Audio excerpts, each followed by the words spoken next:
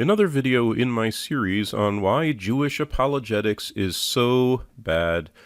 This is Rabbi Kelemen talking about the rational approach to the divine origin of Judaism. I did another video on a Rabbi Kelemen talk, and it was substantially the same talk, but this one seems somehow more canonical. The reason I bother with this is that Rabbi Kelemen is actually well respected and influential for that narrow population of Jews who are looking for some excuse to believe that the Torah and Judaism are true in some literal sense.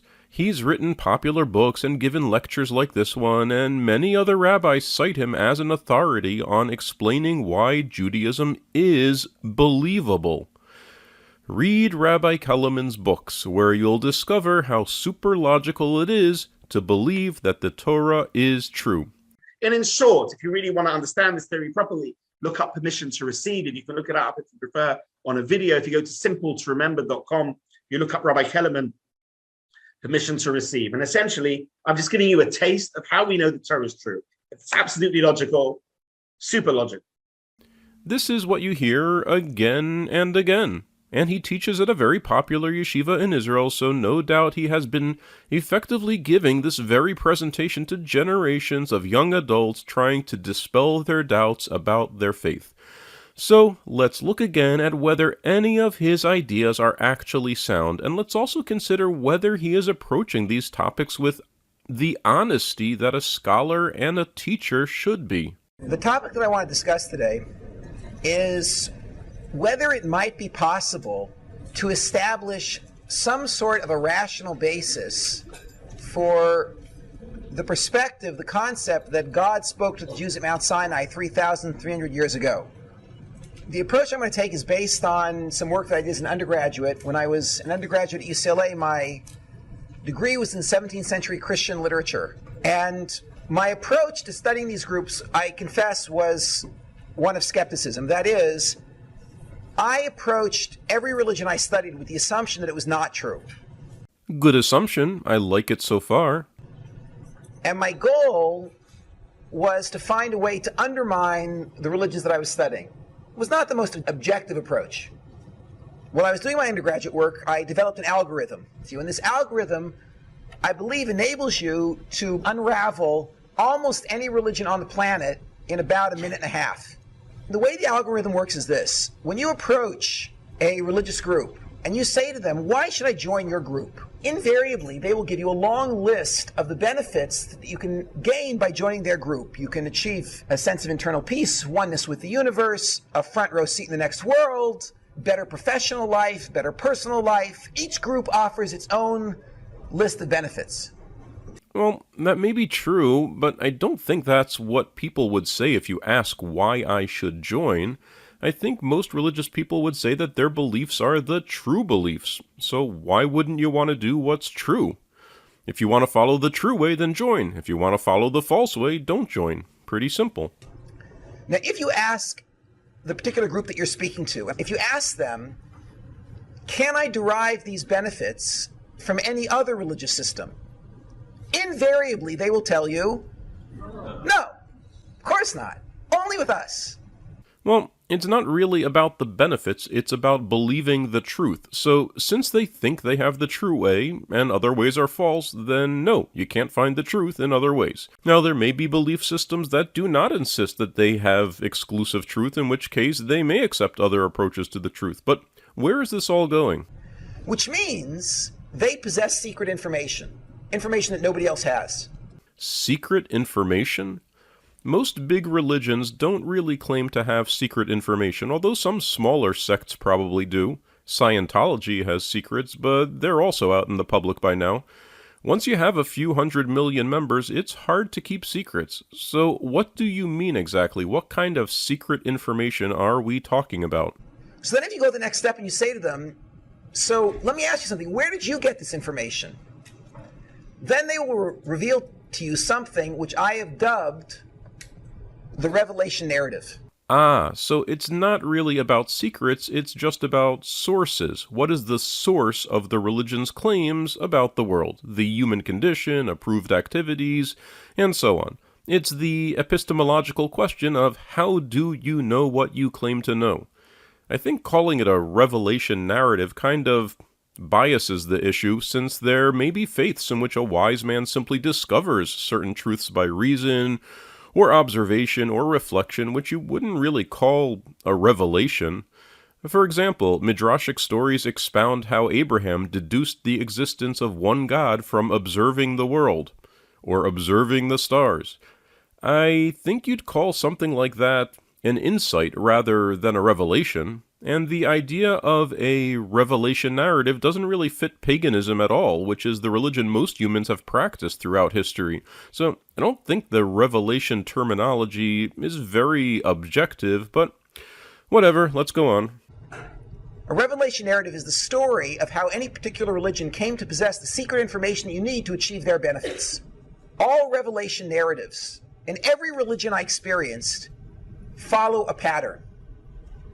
So if I was doing a 4-day seminar with you, I would actually schlep you through 20 or 30 or 40 revelation narratives so you could see the pattern. But I'll just describe the pattern to you, and as you go out on your own and research religions, you will notice the pattern immediately.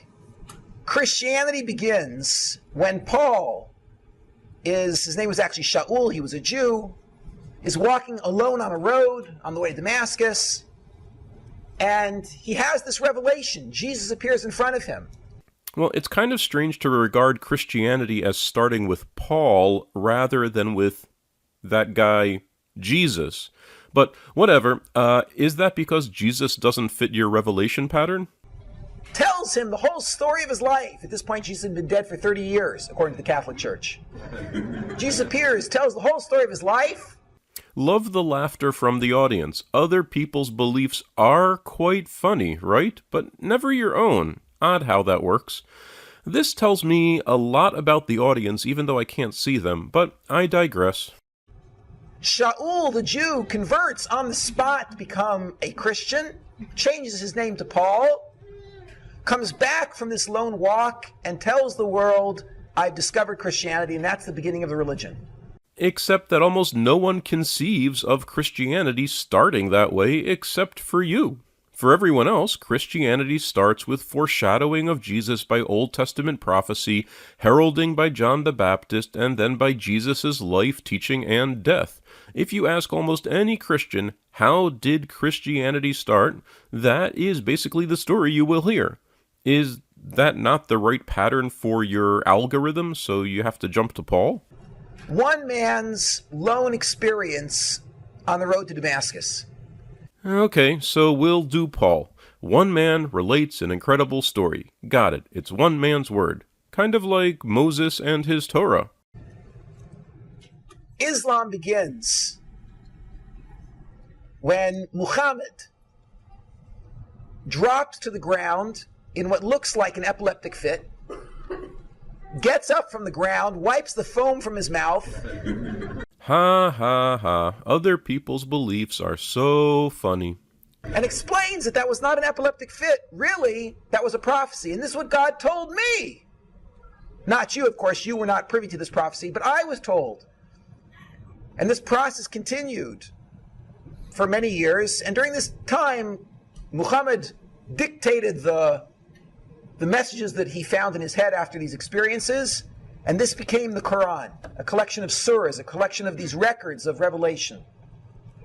Again, one lone man's experience. Okay, one man relates an incredible story.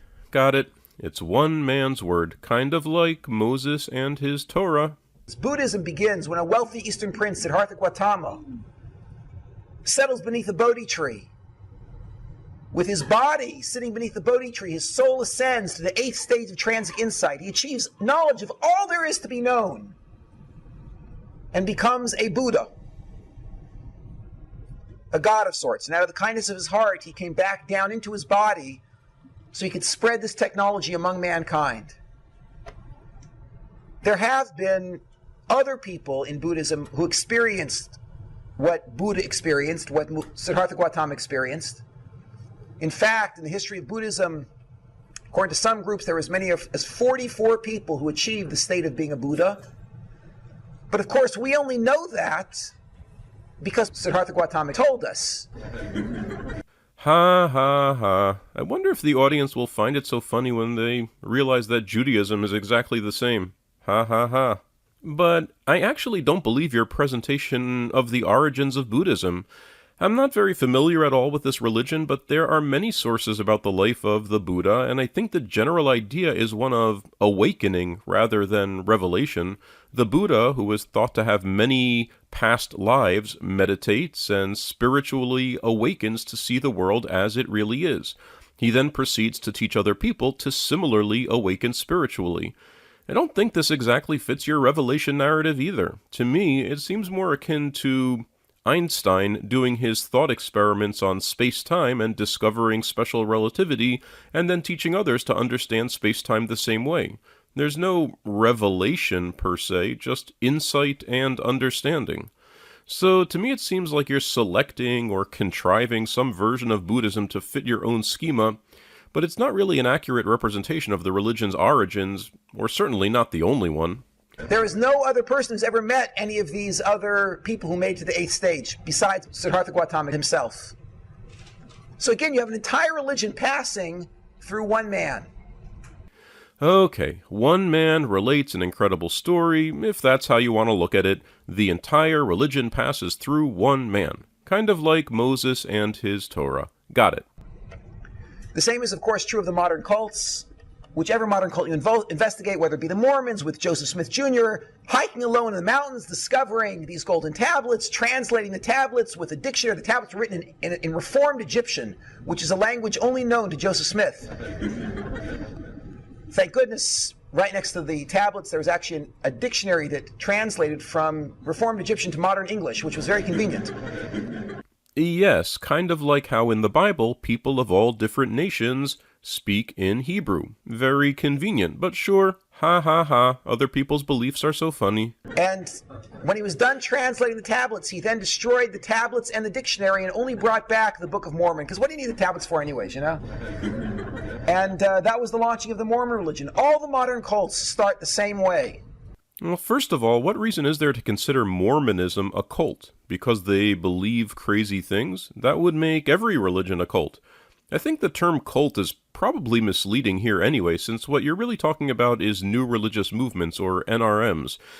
And anyway, I don't believe that all NRMs start that way. Many new religious movements develop from other religions, based on new ways of reading the text. Hence the hundreds of varieties of Christianity. And that would be the case for both Jim Jones' People's Temple and Heaven's Gate as well, which you're going to dwell on for about half of your video. One or two people have a revelation and persuade others to follow. And in all these cases, the credibility of the religion rests on the credibility of its one or two founders. If they're telling the truth, the religion is true. If they're telling a lie, the religion is a lie. What if they are telling what they believe to be the truth? For example, what if someone earnestly believes that an angel spoke to him and told him to start a new church? He told the truth as it was known to him. Is the religion a lie, or is it true? And how would you ever know? And what if the founder was completely truthful and in fact was correct, but in the hundreds of years after his death, the religion underwent significant change, as all religions do? Is it true or a lie? Your dichotomy seems far too simplistic and generally useless, since you can't get inside the head of the founder and might not even know who that was. To assess the truth of a religion as far as its correspondence to reality, it's going to be more effective to look at the evidence in favor of certain claims, look for logical consistency, whether claims contradict natural laws, and the like. But go on. From an academic perspective, from the perspective of the analysis of religions, we call this zero credibility. We? Who is we? Which academic scholars use the term zero credibility? I've never seen this in any academic discussion of religion. It would be great to cite a source. Are you an academic, or just pretending to be an academic for your audience? So what exactly is this condition that you are calling zero credibility? When you have one person relating an incredible story, or the religion passing through one person, like Moses? I'm not sure why you'd call it zero credibility rather than just an unsubstantiated claim, but whatever, go on. There is no more reason to believe it than to not believe it. Given that's the case, it's just a wild claim, and the level of credibility is zero. Okay, fine, but I'd still prefer just to say that there's no evidence for the claim, because whether you ultimately choose to believe it does depend on the particular claim. If someone says they heard a voice in their head telling them to start a church, I wouldn't say that has zero credibility. They may very well have heard a voice in their head. That is a known psychological phenomenon that has been observed by psychologists many thousands of times. But if someone says they heard God speaking in their head, then I'd say there's no evidence for that particular claim, since there's no evidence that there is such a thing as a God, no way to ascertain that the voice they heard is God, rather than, say, some neurons misfiring or a stroke or emerging schizophrenia and so on. Likewise, if one person reports that they saw a lightning bolt hit a tree, there's no reason to say credibility is zero. That's an event that's known to happen pretty much every day somewhere in the world. If only one person saw it, well, hey, only one person saw it. So what? I wouldn't assign credibility zero. In fact, I'd give it pretty high credibility, unless I had some reason to think the person was motivated to make that up or had a history of inventing fantastic stories. But if a person reports that aliens abducted him and took him to the Andromeda galaxy for medical experiments, then credibility is much lower, because the alternative possibilities, such as mental illness or attention-seeking, have much higher likelihood. So all in all, I'd recommend asking what evidence exists for a claim, whatever it may be. For the first time, I applied this algorithm, this system for completely undermining the credibility of religion by analyzing revelation narratives to a major world religion which I had never tried to destroy before. I'd never tried to destroy it because I was brought up in this religion. I was brought up as a Jew, and from the time I was a little kid, it was obvious that Judaism is a joke. So I felt like, from an academic perspective, it was a little bit dishonest to set up this straw man, Judaism, and then knock it down using my algorithm. Nevertheless, when I graduated university, I applied the algorithm to Judaism. By the way, does anyone remember what the algorithm actually is? Is it just to ask if there's a single founder who reports a private revelation? I'd hardly call that an algorithm. I mean, when you open your refrigerator, do you say you're using your refrigerator algorithm? Maybe you do, I don't know. Whatever, just sounds pretty pretentious to me. And everything just sort of fell apart. And that's what I want to try to describe to you. I bought a copy of the Torah. And I opened up the book and I started to read. And it really reads like any other revelation narrative. It reads like all these other religions. You open up and it says, God spoke to Abraham. Yeah, right! Well, first of all, that's not where the Bible starts. There's a bunch of stories before Abraham that include the creation narrative, the Garden of Eden, the flood, Cain and Abel, the Tower of Babel, and so on. And God does plenty of talking to people in those narratives. And that probably gives us a better indication of how religions grew in antiquity, not from any explicit revelation, but just from a set of myths of indeterminate origin with God or gods being some of the main characters.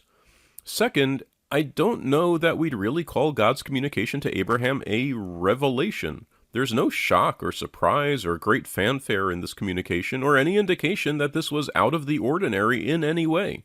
God gives his little speech about go to the land I will show you, and Abraham says, okay. Abraham doesn't say, who the hell is that talking to me and why should I listen? The context seems to be one where hearing gods was no big deal. There are many myths around the world in which animals and demons and angels talk to people also. Should these be considered revelations?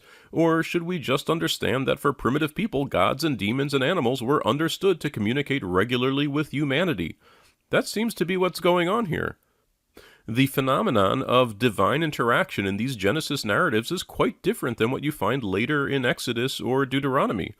Does that matter, or do we just mush it all together? Then God spoke to one man, Isaac. Uh-huh. Then he spoke to Jacob. Yeah, sure.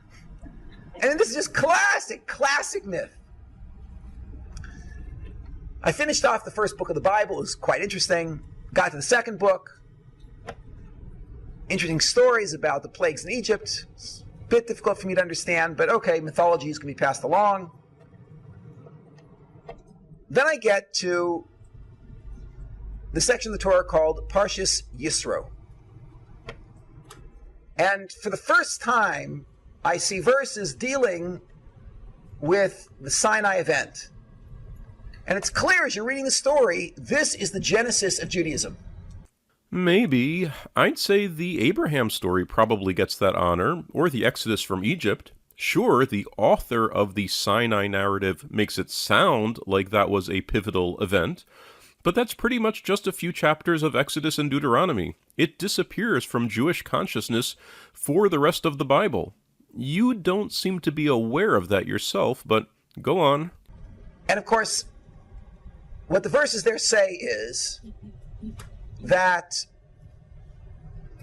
approximately 600,000 adult men who were married to approximately 600,000 adult women, that's 1.2 million people between the ages of 20 and 60, and about 1.8 million seniors and children, a total of about 3 million people,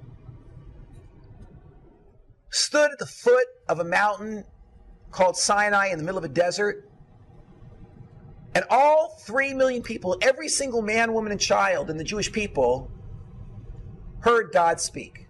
Nope. Tell me the verse in Yitro where 3 million people heard God speak. There is none. Okay, now I realize this has to be a lie. I mean, this can't possibly be true. It's a mythology like all the other mythologies. Sure, if it actually said that, but it doesn't. You're probably thinking of the Deuteronomy version. But let's just pause for a moment here. Why were you so sure that it's a lie? I mean, what if it said something like, "That's when Moses realized that the world would be a better place if we made love, not war"? Would you say, that's obviously a lie? I don't think so. That's just a pretty mundane insight that someone might reasonably have. You could debate whether the story is historical or fictional, but you wouldn't say, that's obviously a lie. So what is it about the claim you are wrongly attributing to Exodus about 3 million people hearing God that makes it an obvious lie? Is it that it's inconceivable that a family of 70 people could create a population of 3 million descendants in just a handful of generations? Is it that 3 million people is a bigger population than all of the cities of the ancient Near East combined, and none of those civilizations has a record of this massive group of people? Is it that it would be inconceivable for Moses to actually communicate with a mass of 3 million people, let alone feed and clothe them? Is it that this event is hardly mentioned outside of Exodus and Deuteronomy? Is it that the account of the event is different in those two sources? Is it that we have no independent testimony from any of the alleged 3 million witnesses? Is it that we have no archaeological evidence of this Israelite culture existing in the Sinai desert? Or is it something about the portrayal of the deity that makes it an obvious myth? Perhaps the cliches of fire and smoke and thunder and lightning? What is it about this myth that makes you so certain that it's a lie? Isn't that all important to establish? What struck me as interesting was the level of chutzpah those Jews have, yes, to make such a claim, that they actually believe that, as opposed to all other religions which start with 1 or 2, the Jews, of course, believe that theirs started with 3 million. My only question was, how did they start this lie? Well, this is going to get confusing because that particular lie does not exist in Parshat Yitro. If it wasn't started, then you can't really ask how it started. And in Deuteronomy, you just have Moses' revision of the events told to a generation that did not experience them. So what exactly is the lie that we need to explain the origin of? That 3 million people heard God speak? According to Exodus, they didn't, so there's no lie to explain. Or do we need to explain why in Deuteronomy, Moses lied to the people about what happened to their parents and why they believed the lie at that time? If we can't pin down exactly what we are trying to explain, this is going to be an exercise in frustration. And I want to be very specific. What we used to do when we would do analyses of religions... Who's we? You and your drinking buddies? ...was we would come up with very practical, very reasonable, very concrete and detailed scenarios describing exactly how the religion started. In the case of most religions, that's probably fruitless, since in actuality, religions begin by borrowing elements and myths from earlier religions. For example, in the case of Judaism, the gods El and Yahweh were Canaanite deities, the flood story was an ancient Mesopotamian myth, the story of infant Moses being placed in the river was probably borrowed from the myth of Sargon, and so on. Christianity borrows heavily from older pagan mythologies, and you get the idea. So, when you talk about the analysis of religion that you and your drinking buddies used to do you mean you investigated how a religion actually came together out of earlier myths and historical circumstances? Or are you trying to envision how the religion's current myths could have played out if they had really happened? That seems kind of pointless. Isn't that like trying to imagine how the god Kronos actually swallowed all his children, or exactly how Marduk defeated Tiamat to create the cosmos? These are myths. Trying to figure out how myths actually happened is pointless and really quite immature. But I guess we have to see where you go with it. Muhammad gets up off the ground and says it really wasn't epilepsy, it was really prophecy. That's very concrete. You can imagine him then telling a group of people that I experienced prophecy, and here's what I heard. Joseph Smith Jr. comes back with this book and says there were golden tablets and I destroyed them, and here's the book. What I needed to do was, in order to unravel Judaism, I needed to come up with a concrete, reasonable scenario which would describe how the initial lie was told. Well, there was no initial lie, at least not in Exodus. Let's pause to see what there actually is, since this seems like something that you are confused about, and will probably derail your whole presentation. In 19:9, God says he wants the people to hear him as he speaks to Moses. In chapter 20, God speaks the 10 statements or Decalogue, but it does not say who he is directing his speech to. However, verse 15 says that the people only saw the thunder, lightning, and smoke and heard the shofar, or horn. They fall back to a distance and say, "Let not God speak to us, lest we die." The implication is that so far they heard no divine speech. In verse 19, God tells Moses to tell the Israelites, "You saw that I spoke to you from the heavens." But there's no record of them hearing anything that God said. So this seems intended not to suggest that there was actually divine communication to the Israelites, but rather that God has no physical form and resides in the heavens. Hence the following verse, "Therefore with me you shall not make any gods of silver or gold." In other words, God is saying, I don't speak from a statue, I speak from the heavens. So that's the account in Yitro if we leave out the narrative of Moses and the elders and God's feet from chapter 24. It doesn't say anyone other than Moses ever heard God's words, and it certainly does not have any independent accounts of anyone hearing God's words. So the initial lie you are trying to account for doesn't actually exist. You are trying to imagine how something that the Bible doesn't say happened could have happened. I'm not sure I see the point. We know that there was an initial lie told because every copy of the Torah that you find in any Orthodox, conservative, Reform, Reconstructionist, nudist group, like every place on the planet, all of their copies of the Torah read the same. So? 3 million people heard God speak. None of them say that, and it would be pretty easy for the Bible to say, "Then all the people heard God say," whatever.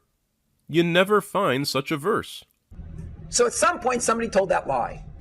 You're telling it right now. But yes, at some point that myth entered the collection of myths that characterize Judaism as we know it today, and as far as we can tell from the scriptures, it was around the Babylonian exile. But regardless, it's not in Exodus, and it appears to be unknown all through the era of the prophets. But I wouldn't call it a lie, I'd just call it a myth, like almost all the other narratives in the Bible. Now what I want to know is, what did the scene look like, concrete, when this person or group of people told the lie that 3 million people had heard God speak?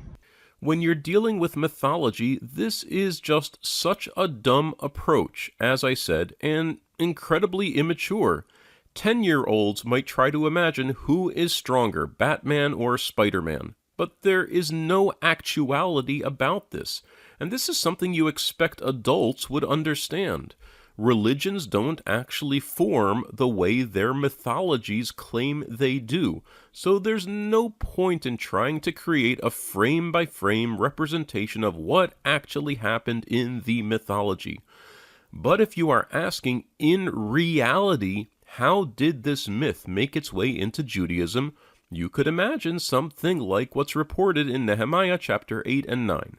The priests read the scroll of Ezra to the returnees from the Babylonian exile, and in their reading of this scroll, or in their explanation of this scroll, they state that all the people heard God at Sinai. There. Is that concrete enough for you? That's probably as good as you're going to be able to get. After several months of analysis, I came up with the following idea. Which no one ever thought of before you. Stop the presses. Kelemen had an idea. I believe that the initial lie that launched this mythology called Judaism must have taken one of three forms.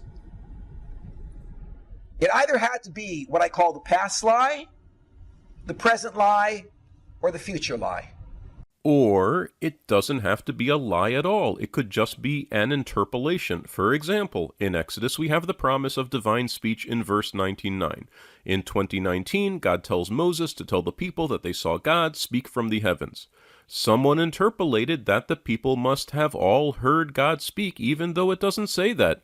You yourself have been making this very interpolation for the past 5 minutes, and this interpolation gets concretized in Deuteronomy. There was no lie, just a reasonable assumption. But go on, you have elaborate theories, apparently. Okay, now I'll explain exactly what I mean. Let's start with the simplest scenario. The simplest of these is the middle scenario, the present lie. And then from there I'll move to more complex scenarios, the past and the future lie. In the present lie, what happens is a charismatic cult leader or a group of leaders comes to a group of cult followers, and he says to them, this is the present lie, "You just now heard God speak." Well, again, you are trying to imagine how a myth could have happened in actuality, which is fruitless and immature. The actual likely scenario is that someone simply adjusted or reinterpreted existing myth to get a new myth. The charismatic cult leader may just be an old grandmother who tells the story a slightly different way, and the new version catches on. Who knows? So if you're just doing this for fun, that's great. This is like asking your drinking buddies for their ideas on how all the animals fit on Noah's Ark. Pour another drink and let's have fun. But if you're seriously interested in how a mythology developed, you are simply taking the wrong approach, and characterizing anything you're doing as academically grounded is absurd. You need to analyze where and when the myth first appears, what role in the narrative and religious practice it appears to serve, whether it appears to be universal or contested, and so on. That would be the serious approach, not whatever it is that you're doing here. And he said these words. Now I'm going to quote the lines from the Torah. "You heard him say, I'm the Lord your God. You should have no other gods before me. Moshe, Moshe, come up to the mountain. I'll give you the rest of the Torah." No, Exodus does not say that anyone told the Israelites that they heard the Decalogue. All we have is verse 19, where God tells Moses to tell the Israelites that they saw that God spoke to them from the heavens. It's not clear if and when Moses actually relates this to the people, however, unless you skip that generation and go all the way to Deuteronomy. This is what the Torah claims, that every single Jew heard these three things. Where is that claim in the Torah? The last verse doesn't even exist. The only time God says Moshe, Moshe is at the episode of the burning bush, which happened before the Exodus. Would it really be too difficult for you to cite your verse numbers? If you can't even be precise about what verses you are discussing, this is just going to get more and more confusing as we go along. "I'm the Lord your God. You should have no other gods before me. Moshe, Moshe, come up to the top of the mountain. I'll give you the rest of the Torah." Now, how do I pull this off? Whatever, I'm a very charismatic leader. It doesn't matter because it's not a claim the Torah makes, so who cares? Are you going to spend the next 50 minutes trying to explain a myth that doesn't exist? Let me make myself another cup of coffee. You're crazed slaves, like whatever the scenario is, somehow I persuade you to buy this. You say, amen, and the whole thing is up and running. Okay. That's the present theory. We'll come back and do an analysis of this shortly. Let's move to past theory. Past theory works as follows. In past theory, I come to you and I say to you, you heard nothing. Zero. However, long ago, your ancestors stood at the foot of a great mountain in the Sinai desert. And there, they heard God speak. All of your ancestors were there. And they heard God say, I'm Lord your God, you should know the gods before me. Moshe, Moshe, come up to the mountain. Again, that's not what the Bible says, so that's not what you need to convince anyone of. And at that point, they all became Orthodox Jews. Of course, if you read the prophets, you know this is all nonsense. As soon as you get past Joshua, there's no Torah, no Sinai, no Yahweh. It's all just complete chaos with the Israelites worshiping the local Canaanite deities. Now realize this is a lie. Absolutely. In other words, this is just what I'm telling you. Somehow I persuade you of this. You might ask me then, why doesn't my mother know? Why doesn't my grandmother know? And of course, the true answer to that is because I just made this whole thing up 15 minutes ago in the other room. But I claim the reason your mother or grandmother doesn't know is because after the Torah was given and your ancestors accepted it, they all became Orthodox Jews. Then the Torah was carried for a period of 3 or 5 or 10 or 15 generations, and there was a disaster. What happened was, fill in the blank, there was an earthquake, there was a war, massive assimilation, whatever scenario you want to come up with. And the tradition was entirely forgotten from all of your families, which is why don't bother asking your mother about it. She won't know. Don't bother asking your grandparents or your great-parents. They won't know. And now my name is not going to be Moses now. My name is Fred. I've come to give you back your tradition, your heritage, the Torah. Okay, that sounds exactly like the story told about Josiah in 2 Kings, chapters 22 and 23. And not that different from the story told about Ezra in Nehemiah 8 and 9. Fine. So that sounds quite plausible. So I guess Fred could be Josiah or Ezra, or maybe someone who kept a lower profile. Are we done now? Which I think the ink is just about dry on, and then I hand it to you. There is present theory. The Sinai event just took place. There's past theory. The Sinai event took place long ago. There's one other possibility, and I'm including this just for the sake of completeness. The other possibility is what I call future theory. In future theory, I come to you and I say, you heard nothing and your ancestors heard nothing. However, someday, your descendants will sit at the foot of a mountain called Sinai. There they will all hear God speak. He will say these words, I'm Lord your God, you should know the gods before me. Moshe, Moshe, come up to the mountain. Moshe will then go to the top of the mountain, he will receive the Torah, and here I'm giving you guys an advanced copy. And then I hand you the book. Now, again, just for the sake of completeness, realize there cannot be another theory. How about my no-lie theory? Because since it says in every copy of the Torah on the planet, the 3 million Jews heard God speak at Mount Sinai. Nope, none of them say that. At some point, somebody must have told that lie. At some point, somebody made that myth, the same myth that you are now telling your audience, that's true, but it need not have been a lie, just a few reasonable words extending existing tradition. And you've done it yourself several times in this talk, either unintentionally or deliberately. You are literally demonstrating right in front of your audience how a myth like this gets made. When they told that lie, where did they place the Sinai event? The only possibilities are past, present, and future. They didn't need to place the event. The event of a law-giving in the wilderness could have been an existing myth, and someone later just added that at that time, everyone heard God speaking. Simple. But again, this is not the account we see in Exodus. No one has to place anything anywhere on any timeline. Therefore, there cannot be another theory. Sure there can. The theory I outlined where existing mythology was tweaked a little bit. Why are you ignoring the most likely scenario? It's not exciting enough for your presentation? It won't get any laughs from the audience? What I want to do now is a very initial, superficial analysis of these three theories, pointing out what I consider to be light problems, not significant problems, with all three theories. And then I'm going to introduce you to what I call the bomb. Well, if you're not concerned about the light problems, then why waste my time with them? A theory about myth formation with light problems is still certainly better than a belief that absurd events actually happened, so the choice would be easy. We'll take one of the theories with the light problems. So really, you should just be getting to the bomb, but your choice. I guess you need to schlep this out for a full hour. Which is a difficulty which I think unravels all three theories in one shot. First, the light problems. Let's start with present theory.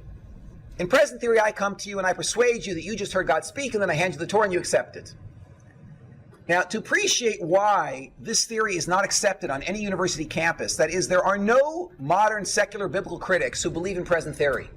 I assume you're talking about Sinai in particular. And the reason is because of a small problem called Applewhite theorem. There is nothing called Applewhite theorem. You are making this up. And I'll try to explain how this problem works. A few years back, there was a gentleman by the name of Marshall Applewhite. Marshall Applewhite was one of the most talented cult leaders in California history. And I mean, if you made it in California, you're doing good as a cult leader, yeah?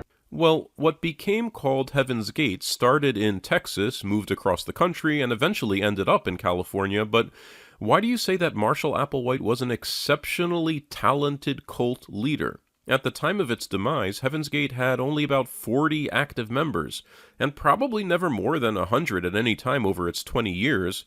By comparison, Scientology has tens of thousands of members. Heaven's Gate was never more than a boutique cult and had no widespread appeal at all, even in California. And he started two small cults. These cults serially exploded because Applewhite suffered from terrible fits of depression. And after he started this first small group, he was very, very successful. He was actually making a lot of money. Are you making all this up? According to Zeller's book on Heaven's Gate, the group had several names, such as Human Individual Metamorphosis, before it became Heaven's Gate, but it was always the same organization. What indication do you have that Applewhite ever made a lot of money? Are you just making that up also? Had access to a number of women, which I think was also part of his goal. Applewhite was a homosexual, so why do you think his goal was to have many women? What are you even talking about? He slipped into this depression, and the whole thing fell apart. Can you give any sources for any of this, or is this just story time with Rabbi Kelemen? Then he started a second cult. That lasted for a couple of years, and then that fell apart as well. Sources? Do these cults have names? Are you just pulling all this out of your tuchus? Because if you're just shamelessly making all this up, why should I trust anything else you say? And then Marshall Applewhite pretty much disappeared off the face of the planet until... He never disappeared. He was leading this same small cult for 20 years. You're making this all up. He appeared in Rancho Santa Fe, California. This is down near San Diego, in the La Jolla area. And there he started a new cult. No, he didn't. It was the same cult. And the way the cult began was this. Marshall Applewhite had a vision, he claimed. No, he didn't. Where do you find reports of him stating he had a vision? He said that we don't have to live these lives of quiet desperation. There's a better life, a better place, and we can get there. We can get to heaven if we can just pass through Heaven's Gate.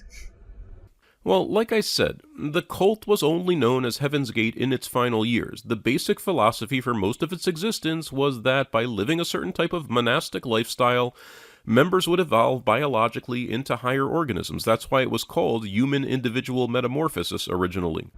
Marshall Applewhite told this vision over to a few dozen people, and 40 people actually joined his group.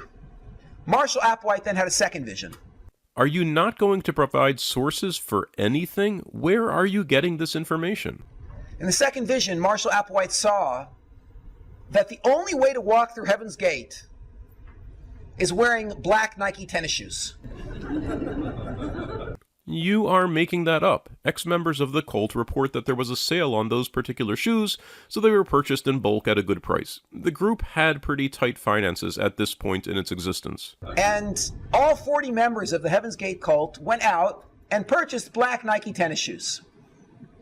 Applewhite then had a third vision. I'm pretty sure you're making all this up, so shame on you. Why should anyone trust you if you're willing to just lie to your audience like you're doing? 3 out of 4. And in this third vision, he explained that women are going to have a much easier time passing through Heaven's Gate than men. Because there is this one part of human anatomy that gets in the way of Heaven's Gate. You're making this up. Shame on you. So one night after this vision, he invited the entire group to this mansion that they had purchased in Rancho Santa Fe. He handed out bottles of chloroseptic spray. It's a very effective topical anesthetic. And you're making this all up. And the guys just a couple of spritches. Then they handed out X-Acto blades. And it was over very quickly. Well, reports were that a handful of members were castrated, that's true, although apparently it was done under medical supervision with the purpose of bringing their sexual desires under control so they could be more like the evolved beings that they ultimately expected to become. I can't help but feel extremely sorry for the members of that cult. They were searching for something, and for many of them it seems like they genuinely found what they wanted in Heaven's Gate. There have been many religious orders where adherents give up the pleasures of the flesh, including sex, and in most ways Heaven's Gate was in the same mold. But what's the point here? And isn't it a little hypocritical for people like us who circumcise our infants against their will to be ridiculing what consenting adults want to do with their bodies? Every man who was a member of the Heaven's Gate cult just removed that one small piece of anatomy, and then they all felt much better. News reports say it was just 5 cult members who did so, but whatever. You've been telling lies about this unfortunate cult for the past 5 minutes. Is there a point to this other than getting a few nervous laughs from your audience? The group continued for a few more months, and then Marshall Applewhite had his final vision. Which you are completely lying about.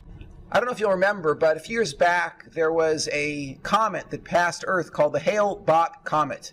So the Hale-Bopp comet had a long tail, and at the end of the tail there was a little bobble. And there was a whole discussion among astronomers about what that bobble was. Was it another meteorite? Was it hot gases? What exactly was it? And Applewhite told the group that the bobble at the end of the Hale-Bopp comet is the spaceship that's coming to pick us up. No, he didn't. You know, the group's website is still up, and you can see right there in the first line. Whether Hale-Bopp has a companion or not is irrelevant from our perspective. The comet was regarded as a signal or omen that the group's mission was coming to an end, and the timing probably had as much to do with Applewhite's age and declining health as anything else. But yes, ha ha ha ha ha, other people's beliefs are so funny. But of course, chopping the tip off your baby's penis because an invisible voice told your imaginary ancestor to do that 3,000 years ago, now that is a very beautiful and enriching tradition. Nothing funny about that at all. And he had a meeting of the group. 39 out of the 40 members of the cult made it to that meeting that night. There was one member who didn't know what was going to happen, who couldn't make it that night.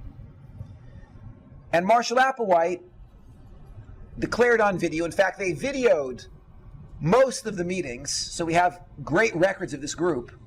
Marshall Applewhite declared on video that the time had come to ascend into the spaceship, and the only way to ascend into the spaceship was to consume a lethal dose of phenobarbital and then tie a hefty plastic trash bag over your head.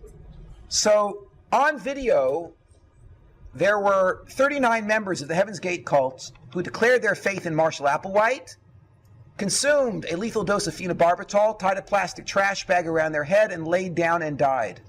At which point Marshall Applewhite, who was slipping into depression again at that time... How do you know that? And why would that be significant to whatever you're trying to explain? And what was that? I forgot already. Said on the video, ha ha, what a joke. What video is this on? I watched Marshall Applewhite's exit video and did not catch him saying, what a joke. Granted, the video is over an hour long and I skimmed it, but can you give us a citation? And if you've watched the video, I think the one thing you'd have to be convinced of is that Applewhite believed his own bullshit. So I don't know where the "what a joke" line is recorded, but that would certainly not seem to represent his views of what he was doing. It seems he genuinely believed that he was leading these members to their next life in some realm beyond Earth. And frankly, if there's anything you might care to be shocked by, it's how similar the Heaven's Gate belief system was to a lot of mainstream religious thought. Apocalypse, salvation, asceticism, election, eternal soul, heaven, angels, it was all there. I wonder if your audience would be laughing so much if they realized that they believe most of the same things with no more justification than Applewhite and his followers. Then consumed the phenobarbital himself and laid down and died. My impression is the video was made sometime prior to the suicides. What is your source of information about this, or is this also just story time with Kellner? The reason that you all, or many of you, probably have heard of this group, I'm curious, how many of you have heard of Heaven's Gate? Yes, most, everyone in the room. The reason you've all heard of this is a total fluke. That this whole event happened to have happened 20 minutes from UC San Diego. Wait, you don't think we would have heard about a mass religious suicide if it wasn't near a university? And UCSD happens to have one of the best research departments on cults on the planet. Who says? And they dispatched a team from UCSD to follow the investigators around as they were cleaning up the mess at the Heaven's Gate cult. What's your source for this? UCSD ended up doing this whole research project on Marshall Applewhite and his group. And what they discovered was this. Every single member of the Heaven's Gate cult had an undergraduate degree. What's your source? Where is this report available?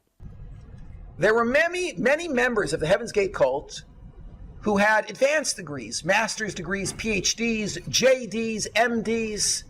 Source? These were highly intelligent people. More, they found that not one member of the Heaven's Gate cult had any record of psychological counseling before joining the cult. I don't know where all this information is coming from, but is it really relevant to anything? So there's one of two possibilities for this. One possibility is that these people are so not well that they didn't know to go get counseling. And the other possibility is that they were so well that they were not part of that 50% of the population in America that actually goes at some point to get counseling. Or maybe you're making this all up because you haven't cited any sources and I can't find any UCSD report on Heaven's Gate. Zeller's book on Heaven's Gate has none of this information that you claim to have. So in order to clarify which was true, the researchers spoke with the families. And it turned out the families said that their relatives were completely normal. I wish I knew what report you are citing from because I can't find any confirmation of this. Zeller describes the members as all having been long-time truth seekers or spiritual hippies who in most cases had been involved in the New Age self-improvement movement before joining Heaven's Gate. And what does completely normal mean anyway? Is anyone completely normal? But again, are we getting sidetracked here? What is the point of all this about Heaven's Gate? Totally 100% stable before they joined this group. So you're talking about completely normal, psychologically stable people, well-educated, highly intelligent, who one day went nuts. Well, that's not the impression you get at all. These were people who were looking for some alternative to mainstream religion, some way to improve beyond their existing human condition, and that is what Heaven's Gate promised. There's no indication they one day went nuts, as you put it, any more than someone who enters a monastic order one day went nuts. It's a way of life they had been looking for. It's really important to note that the Heaven's Gate cult was fundamentally a Christian cult. Applewhite was the son of a minister and attended seminary himself, was music director in a church, and ran a bookstore called the Christian Arts Center. The basic beliefs of the cult can be described as interpreting Christian scripture through the lens of science fiction. Read Zeller's book. What we call heaven for Applewhite was a real place in outer space that could be reached with a spaceship. Angels are highly evolved beings. Jesus was an extraterrestrial who came to save humanity from the coming apocalypse. The rapture is when the elect individuals will fly up to meet the spaceship that will reunite them with Jesus and the other evolved beings, while the earth is destroyed and everyone left on it perishes.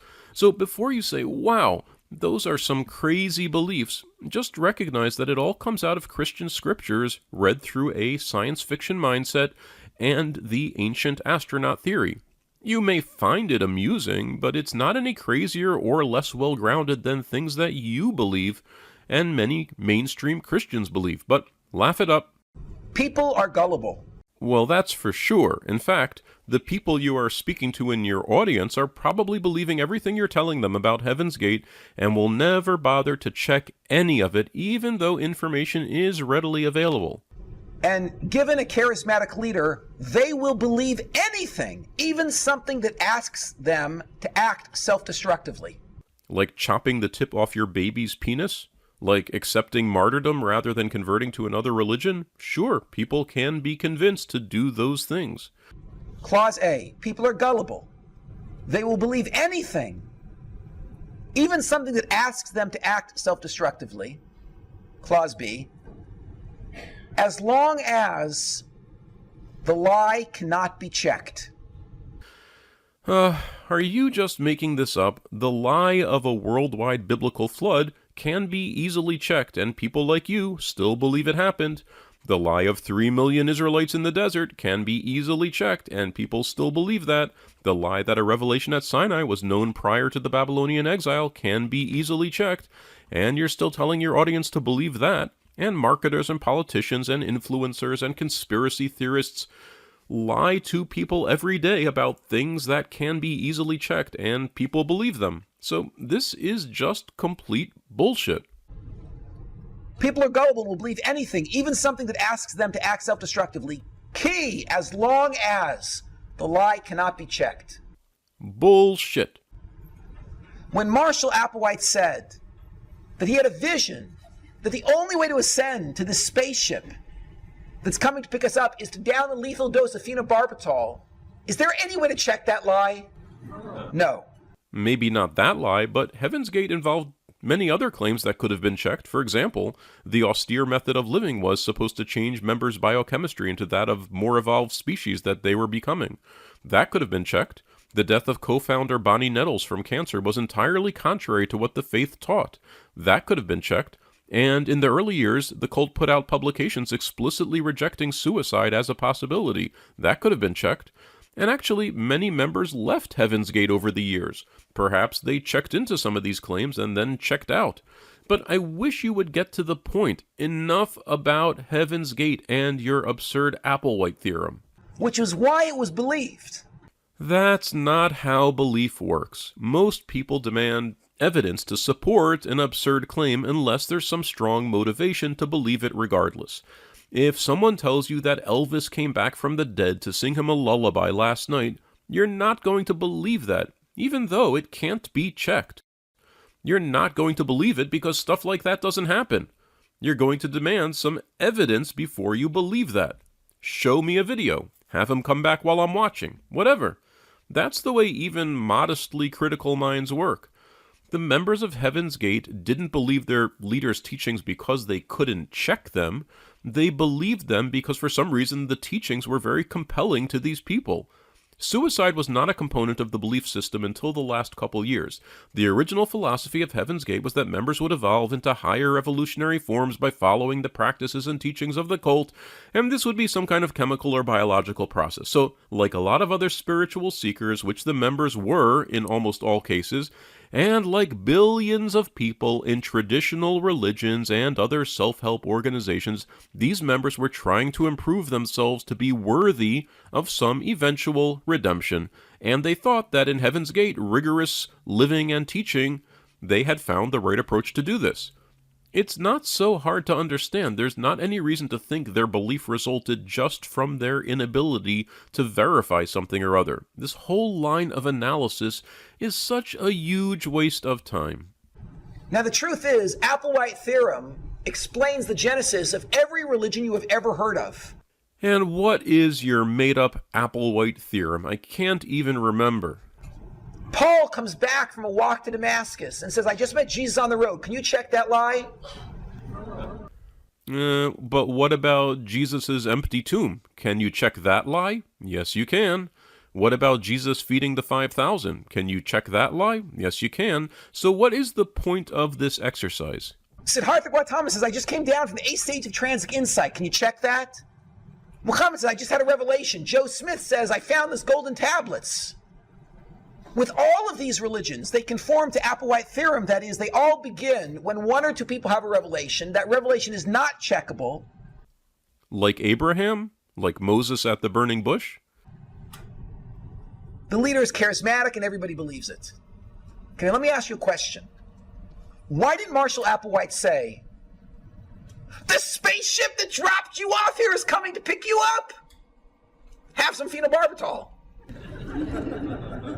Because he taught that he and his followers were beings that transcended their bodies. He called them mental deposits that were placed on Earth in ancient times, a concept that's really hardly different from that of the soul, so common to mainstream religions.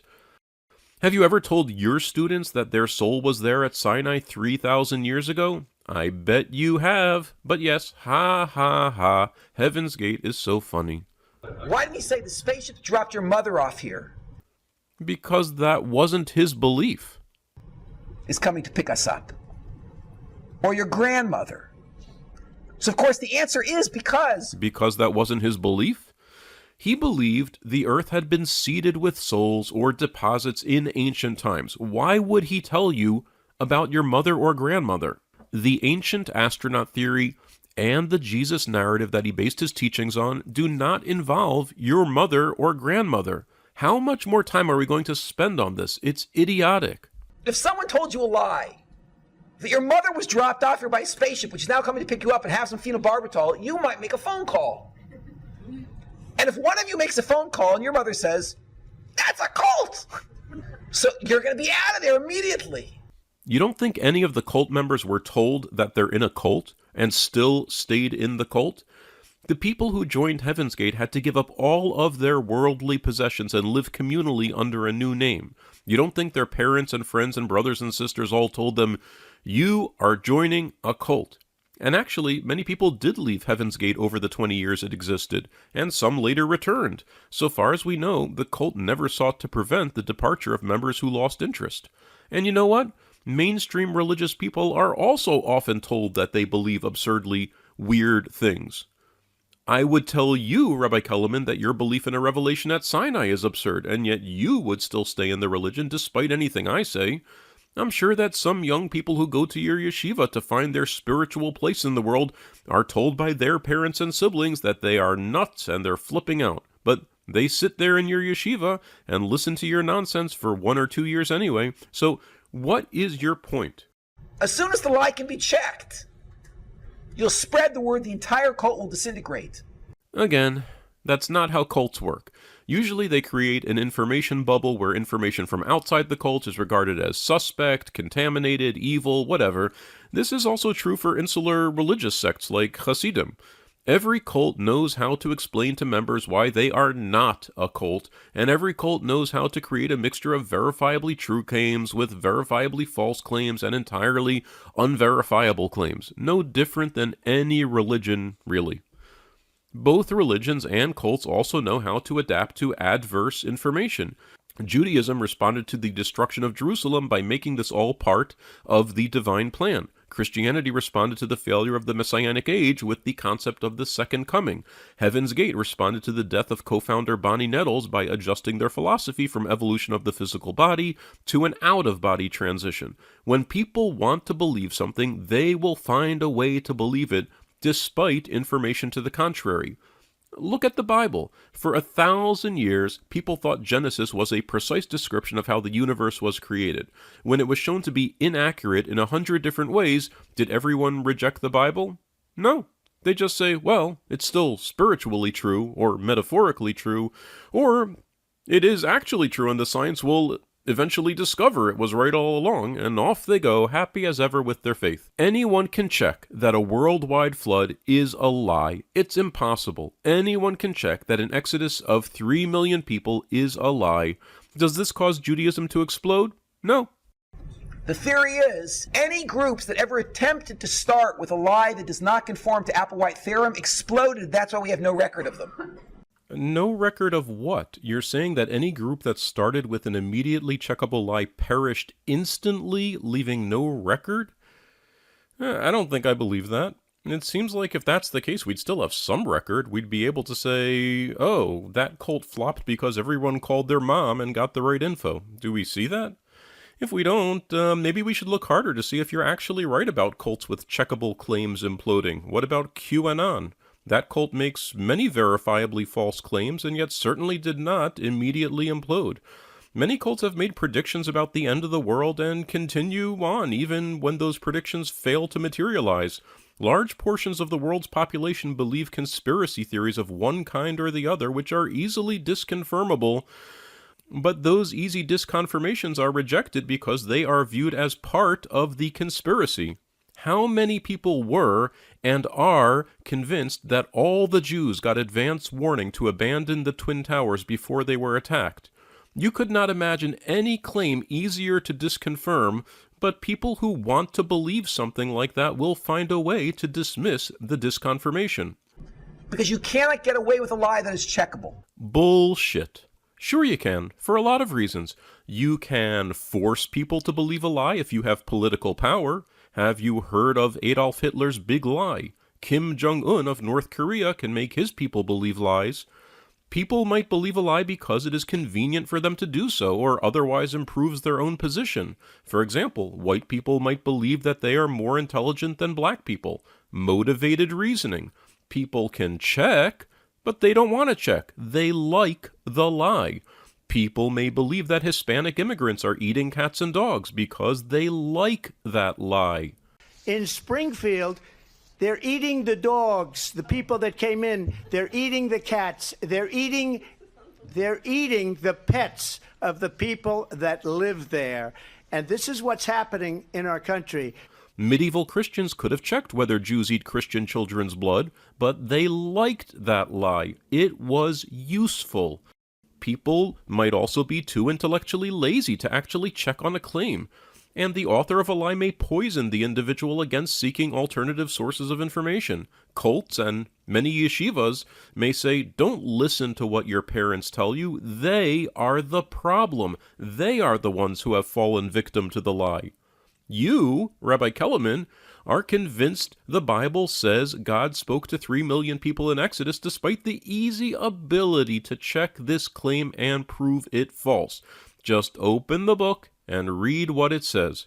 But you are now trying to convince a lot of other people of this same lie. The Bible is actually full of claims that are easily checked and rejected, and it still gets away with them. Politicians and political parties lie all the time, and they get away with it, at least as far as millions of their followers are concerned. And there's something called marketing, whose main purpose is to convince people of things that can be easily checked to be otherwise. Do some online betting. Everyone wins. Invest in these 3 unknown stocks and become a millionaire in 5 months. Drink this colored liquid to have better athletic performance. The main problem with present theory is that it does not conform to Applewhite theorem. There is no Applewhite theorem, and with or without a name, it's still bullshit. I mean, if this so-called Applewhite theorem was true, and you could never convince somebody of something that could in principle be checked to be false, would we really need all our laws against fraud, libel, defamation, deceptive marketing, deceptive lending, and so on? Truth is, you can convince people of a lot of lies, and this happens all the time, even when the claims can be easily checked. People are gullible, and there's really no limit to it. Jonathan Swift wrote, "Falsehood flies, and the truth comes limping after it." And that, sadly, is very true. And that's why there is no Applewhite theorem. In fact, you can go right now and check that there is no Applewhite theorem. But hey, audience, Rabbi Kelemen just expects you to believe him even though it's easy to disconfirm. His claim that you cannot lie about something that can be checked is itself a lie about something that can be checked. In present theory, how does it work? I, Moses, come to you, the Jewish people, and I say to you, yes, you all just heard God speak. He says that in Deuteronomy, not in Exodus, and it's 40 years after the events. He said, I'm Lord your God, you should have no other gods before me. Moshe, Moshe, come up to the mountain. And what could I do? He called, I had to go. And I still don't know where you are getting these verses from. Nowhere does he say that. Are you trying to give us an example of a lie that can be easily checked? Is this 4-dimensional chess? Because I hate 4-dimensional chess. I came down, and here's the book he gave me to give to you. But ladies, gentlemen, before I hand it to you, I just want to give you a preview of coming attractions so you're not shocked when you get to page 78.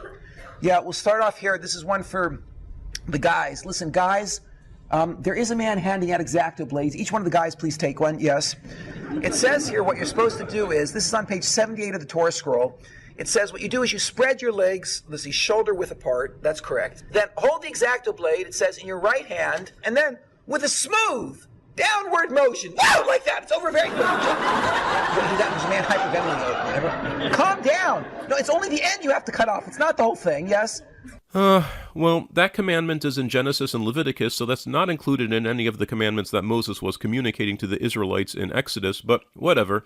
Actually, the Israelites were not circumcising their boys when they were in the desert. We know that from Joshua 5:5, but ha ha ha, very funny. What do you mean, why should you do this? Well, the gods who you heard speak told me to tell you this. That's nowhere in the text. You're just making this up? Now, ladies, gentlemen, can you imagine being a little bit, I'm sure the men can imagine, being a little bit hesitant to believe this? If you hadn't heard God, you might not be willing to take this on. Here's another one. There are dozens of these. Dozens of what? Dozens of crazy biblical commandments? Are you saying no one would ever believe this stuff without actually hearing God? But you believe this stuff without hearing God. Am I right? And so does your entire audience. What is your point? Ladies, listen, don't worry. We're not going to be walking through this this desert forever. Eventually, we're going to be out of this. We're going to come to the land of milk and honey. Ladies, you're all going to get apartments in Haifa and in Beersheba. For $250,000, get one in Harnof. Come, it's going to be wonderful. Just follow me. But listen, I want to warn you, ladies, when you get to page 237 of the Torah scroll, there's this commandment. I should tell you about it before I hand you the book. It says here that, 3 times a year, at pre-announced periods, that's Pesach, Sukkot, and Shavuos. So all of us able-bodied men, anyone of fighting age, we are all going to abandon you on the borders. And we're going to go up to Jerusalem and have a party. Oh, ladies, I know what you're worried about. You're concerned that perhaps the Egyptians or the Lebanese or the Jordanians or the Syrians are going to come pouring over the borders and rape, rob, and pillage. Ladies, don't worry. The God of you heard speak is going to protect you. Right, that's what it says in 34:24. Now you can imagine someone being a little bit hesitant. Here's one of my favorites. Ladies, gentlemen, listen. When you get to page 592 of the Torah scroll, realize this is going on 1200 BCE. Yeah, at this point, there's no electricity, there's no freeze drying. In those days, when there was a good crop, people lived. When there was a bad crop, people starved to death. So it says right here in the Torah, this is the book I'm about to hand you, that, once every 7 years, we're not going to plant. No, you misunderstood what I meant. You thought I meant that you'll plant the first year, and then you'll plant the second year, you'll plant the third year, the fourth, the fifth, the sixth, the seventh, and this way we'll rotate our crops, and the land will always be fertile. No, that's not what I meant. What I meant was once every 7 years, none of us will plant. Isn't that a great idea? Well, I don't think so, but as far as the characters in the story are concerned, they just witnessed God destroy the mightiest army on the planet, so who knows what they thought? For all we know, they might have thought, this is the stupidest idea ever, and there's no way I'm going to do it, but I'll just keep that to myself for now. But in any case, it's just a story. They didn't really think anything because they didn't exist. Because of Applewhite theorem, this is rejected in secular circles. What is rejected? The idea that you can convince people of crazy things? Who would reject that? We see that every day. You yourself believe all kinds of ridiculous things that could be easily disconfirmed. Who would reject the idea that people are gullible, uncritical, and uncurious? I'm losing track of what you're trying to say. In secular academic circles, this is considered to be a joke. What's a joke? The idea that you can convince people to believe weird things? I don't think anyone considers that a joke. I mean, half the country is convinced that the 2020 election was stolen, and there is literally no amount of checking or evidence that will convince them otherwise. People can be convinced of anything. Now, there are people who don't have a background in religions. Background in what? Bullshitting? Like you've been doing this whole time? Who try in some way to make this whole present theory fly despite the problem of Applewhite theorem. people come up, people who don't have a background, don't know what works and what doesn't work in human psychology, will say, like, they were a bunch of, crazed slaves, and there was, mass hysteria, and they were hallucinating and whatever. They just believed what he said because they were all fools. Not fools, but uncritical minds, or people with motivated reasoning, probably not unlike your audience. People are happy to believe lies that are beneficial or flattering to themselves, or that reinforce their prior beliefs. If you're not actually experienced in the world of religion, you come up with all sorts of crazy ideas of what will work. I'll never forget, one of my favorite theories was, he's the only person with a PhD I've ever met who actually believes in present theory, despite the problem of Applewhite theorem. I said to him, there is no Applewhite theorem, and what exactly is the problem? That you could not convince a group of people of a bunch of claims? Maybe you could spell this out better, but I've given you a bunch of examples where this has happened and keeps happening. And for God's sake, how does any of this relate to the Sinai narrative, which doesn't even claim what you say it claims? How can you possibly believe in present theory, given the problem of Applewhite theorem? He said, I'll tell you how it happened. He said, isn't it true that Abraham went to sacrifice his favorite son, Isaac? So I said, yeah, that's what the book says. So he said to me, Labe, would any normal person go to sacrifice their favorite son? Obviously, Abraham wasn't well. Now, isn't it true that Isaac, at the time of the sacrifice, was an adult? So I said, yeah, according to the book, it comes out he was an adult. And he says, and he cooperated? And I said, yeah, that's the indication from the book. It seems like he cooperated.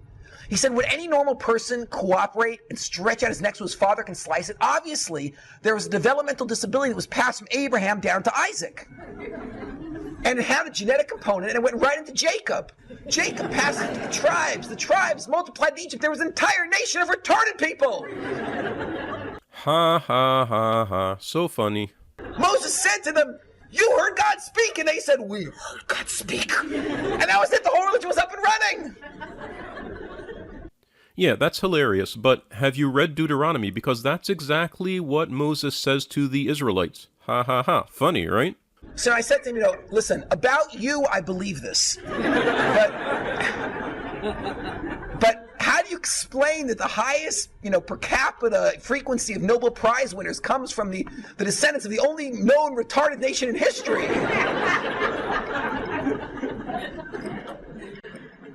Someone told me when they left Egypt, it said in the book that they each walked out with only one box of matzahs. Now, even with the constipation factor, how long is that supposed to last? So they were starving. They were walking through the desert. Someone said, hey, there's mushrooms. Let's eat. So, whoa, man, we are Godspeak. It's a national drug trip. When you speak to lay people, you hear all sorts of interesting ideas. In the academic world, none of these things fly. Well, in the academic world, none of what you've been saying in this video would fly, because it's all bullshit. Applewhite theorem is bullshit, and why do you keep pretending that you're from the academic world? Because you have a master's degree in something? But you haven't told me yet why it would be impossible for people to believe Moses' claims. People believed Muhammad's claims. People believed Paul's claims. Can you state your objection? People around the world have believed 1,000 claims that you and I view as ludicrous. So what? We know that they can't work. But we know they can't work because of Applewhite theorem. But nevertheless... Yeah, you keep saying that, but it's not true. There is no Applewhite theorem, and people will believe pretty much anything.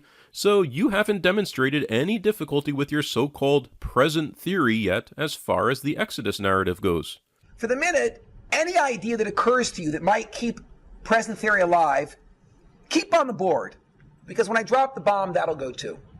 Well, thus far I don't see the problem at all. People believe weird things, verifiable or not, and always have and always will. So I guess I'll wait for the bomb. One light problem with present theory is Applewhite theorem. Let's deal with future theory. Not so interested in this future theory, but let's see if you can put something reasonable together. I kind of doubt it based on what I've seen so far.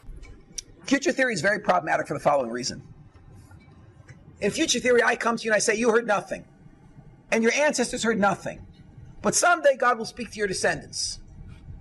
Now, to appreciate the problem with this theory, let me show you a strength of past and present, and you'll see the weakness of future. Let's take present. I come to you and I say, you heard God speak. Let's say somehow I persuade you. What do you tell your children? 4 words. I heard God speak. What does your child tell his child? My mother and father heard God speak. What does your grandchild tell his child? My grandparents, my great-grandparents, my great-great-grandparents, my ancestors heard God speak. So you see, the present lie would create the sociological phenomenon that we find in the world today. That is, walk up to any Jew on the planet, Reform, conservative, Orthodox, secular, anybody, and ask them, excuse me, did you ever have an Orthodox ancestor? What will this person say? They have to say yes, because before 200 years ago, there was no such thing as Reform, conservatives, etc. There was only Orthodox. Nope, no such thing as Orthodox either. Show me a source. So given that's the case, they will say yes. That means every Jew alive today, unless they're the convert or the child of a convert, every Jew alive today, within 200 years, can trace their family back to some person who believed with all their heart and soul that God spoke to the Jews at Mount Sinai. That's complete speculation, but what's the point? That's the first link in a group of links going back in this chain to the point when the lie was told. Okay, a chain. What kind of chain? A genetic chain? An informational chain? Genetic chain is trivially true. Everyone has parents. The informational transmission is a much harder nut. We have to explain this sociological phenomenon, this chain of people going down through history who believed with all their heart and soul that God spoke to their ancestors. Now, we're assuming it's a lie. But what was the lie that would have started this chain coming down through history? Present lie could have done it. Because in the present lie, you tell your children, they tell their children, and there's this rumor started that your ancestors heard God speak. Go to past theory. In past theory, I tell you, you heard nothing, but your ancestors heard God speak. I persuade you. What do you tell your kids? Our ancestors heard God speak. What do they tell their kids? Our ancestors heard God speak. And you'd have a chain coming down through history that exists. A group of people saying our ancestors heard God speak. Now watch. Here's the problem with future theory. I come to you and I say, you heard nothing, your ancestors heard nothing. But someday God will speak to your descendants. What do you tell your kids? We heard nothing. Someday God will speak to our descendants. What do they tell their kids? Same thing. What do they tell their kids? Same thing. Sure, until such a point when someone claims that God did finally speak, just like how Christians view the Old Testament. They see it as a pointer to a future revelation that they believe was fulfilled in the coming of Jesus. And then after that, the story shifts, and they speak of a revelation that was predicted and then fulfilled. I don't see the colossal problem with the future theory either. Is it any different than the promise made to Abraham by God? Your children will inherit the land. They retell this future promise for generations.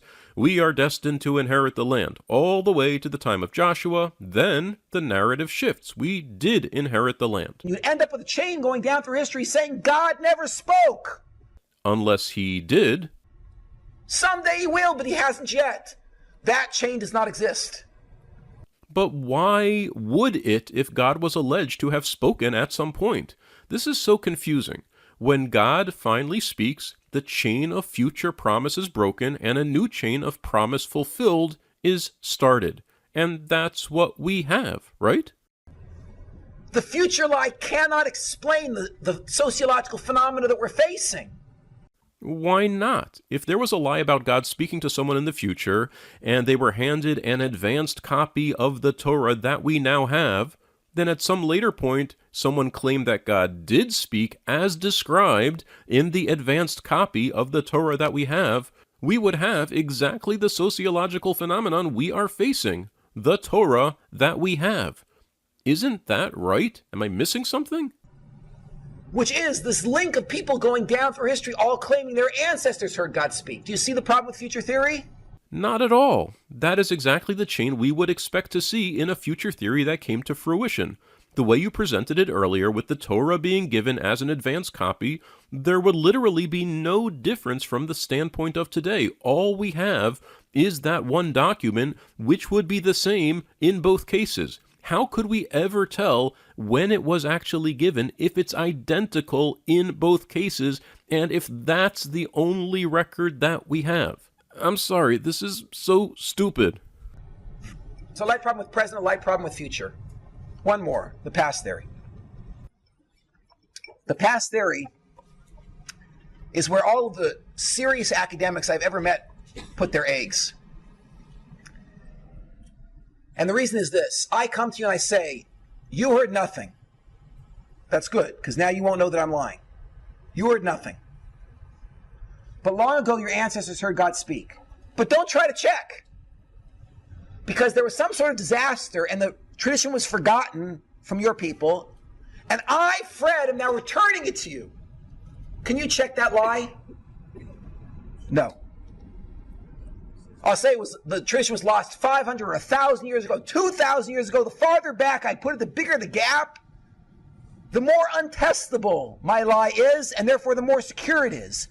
This lie could actually start Judaism, which is why all the academics I've ever met who doubt the Torah's divine origin put their eggs in the past theory basket. A light problem with past theories is as follows. In the synagogue where I grew up, there was, I think it was called the Cohen Chapel.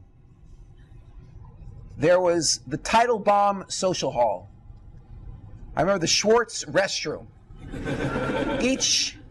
Each place they could put a plaque, they put a plaque. And of course, why was this? Because Jews historically have been compulsive about giving credit where credit is due. Not only in financial areas, when people make financial contributions, even more when it comes to theological or literary contributions. In the modern world, yes, but not as much in the medieval world and even less in the ancient world. It's very rare to know the authorship of ancient works. If you go up to any non-Jew getting a PhD in Jewish studies at any university on the planet, and you ask him, excuse me, can you tell me, according to the traditional Jewish mythology, the Orthodox mythology, can you tell me the name of the guy who went up on the mountain and brought the Torah down? So they'll say, it was Moses. Everybody knows it was Moses. It's a famous name, made a great contribution. Say, okay, tell me something else, Mr. Johnson. Mr. Johnson, please tell me. What's the name of the guy who led the Jews into the land of Israel? Was that Moses? No, that was Joshua. Everybody knows that. Okay, let me ask you, what was the name of the guy who brought the Jews back from Babylonian exile into the land of Israel and started the Second Temple period? Well, that was Ezra. Okay. The name of the man who codified the Mishnah? Oh, let's see, that was Judah the Prince.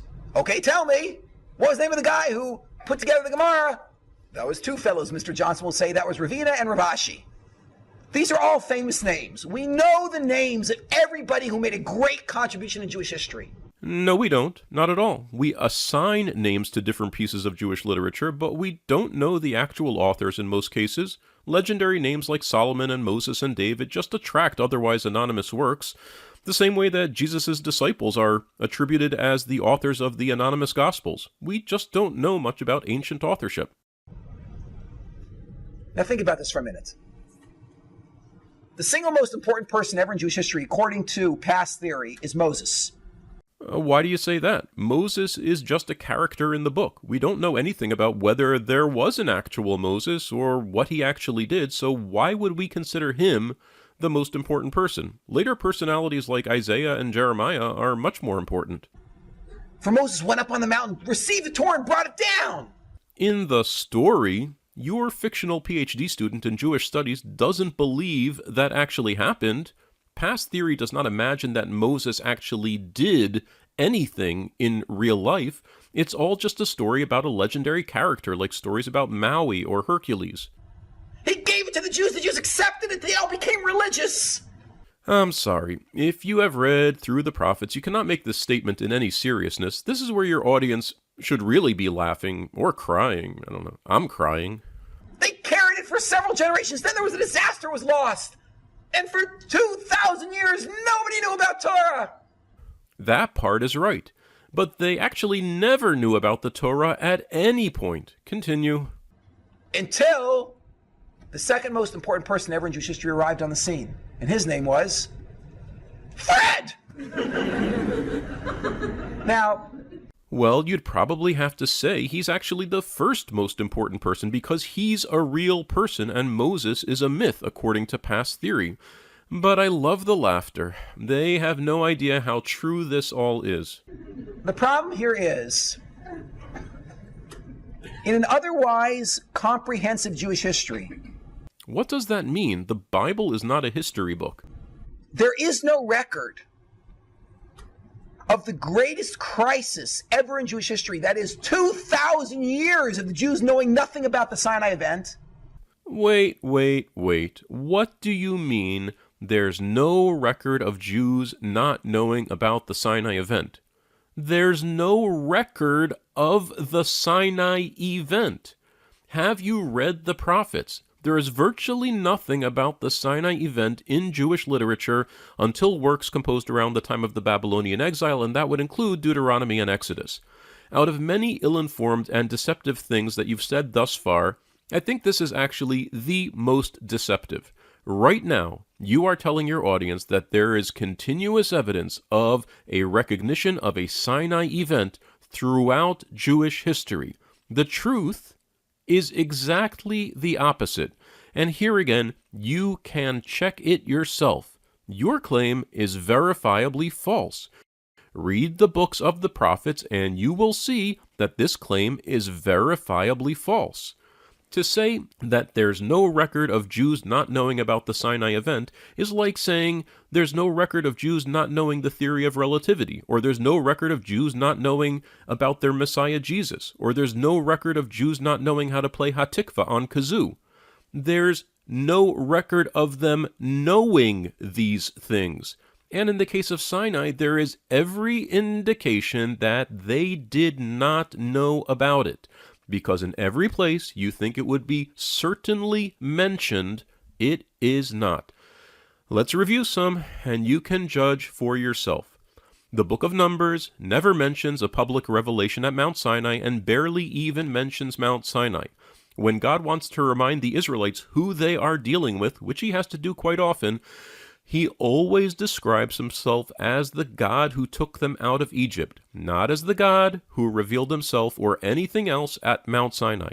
Numbers 33 provides a lovely itinerary of the Israelites' travels through the wilderness, commencing with the exodus from Egypt. Colorful notes are inserted in several places, such as that the stop named Elim had 12 springs and 70 palm trees. Wow!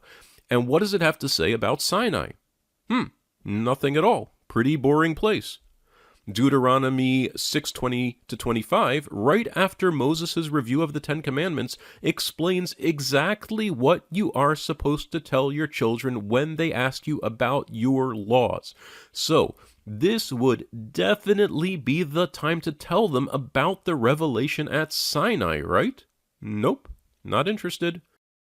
In the Credo of Deuteronomy 26, which we are all familiar with as the central text of the Haggadah, it sounds like the Israelites came out of Egypt and into the Promised Land with nothing else worth mentioning in between. Amos 2:10 also presents this truncated version of the wilderness experience. The Israelites came out of Egypt, passed through the wilderness, and now here they are. The end. Nothing of any interest happened in the wilderness. In Psalm 105, the only events in the wilderness worth mentioning are the magic food and the magic rock. Psalm 106 remembers Datan and Aviram, as well as the golden calf or something like it, but nothing at Sinai. Psalm 78, again, the magic food and the magic rock are the big events of the wilderness. How about Psalm 136? Whoops, missed it again. Micah 6:4, he brought us out of Egypt. 1 Samuel 12:8, he brought us out of Egypt. Jeremiah 2:6, he led us through the wilderness. In Joshua 24, Joshua reviews the Israelite history down from Abraham to his own day. Does he mention anything at all about the Sinai event? He does not. Even passages that do mention law-giving or covenants in the wilderness omit mention of public revelation. 1 Kings 8:9, God made a covenant. No mention of a public revelation. Ezekiel 20:11, I gave them my laws and taught them my rules. No mention of the revelation.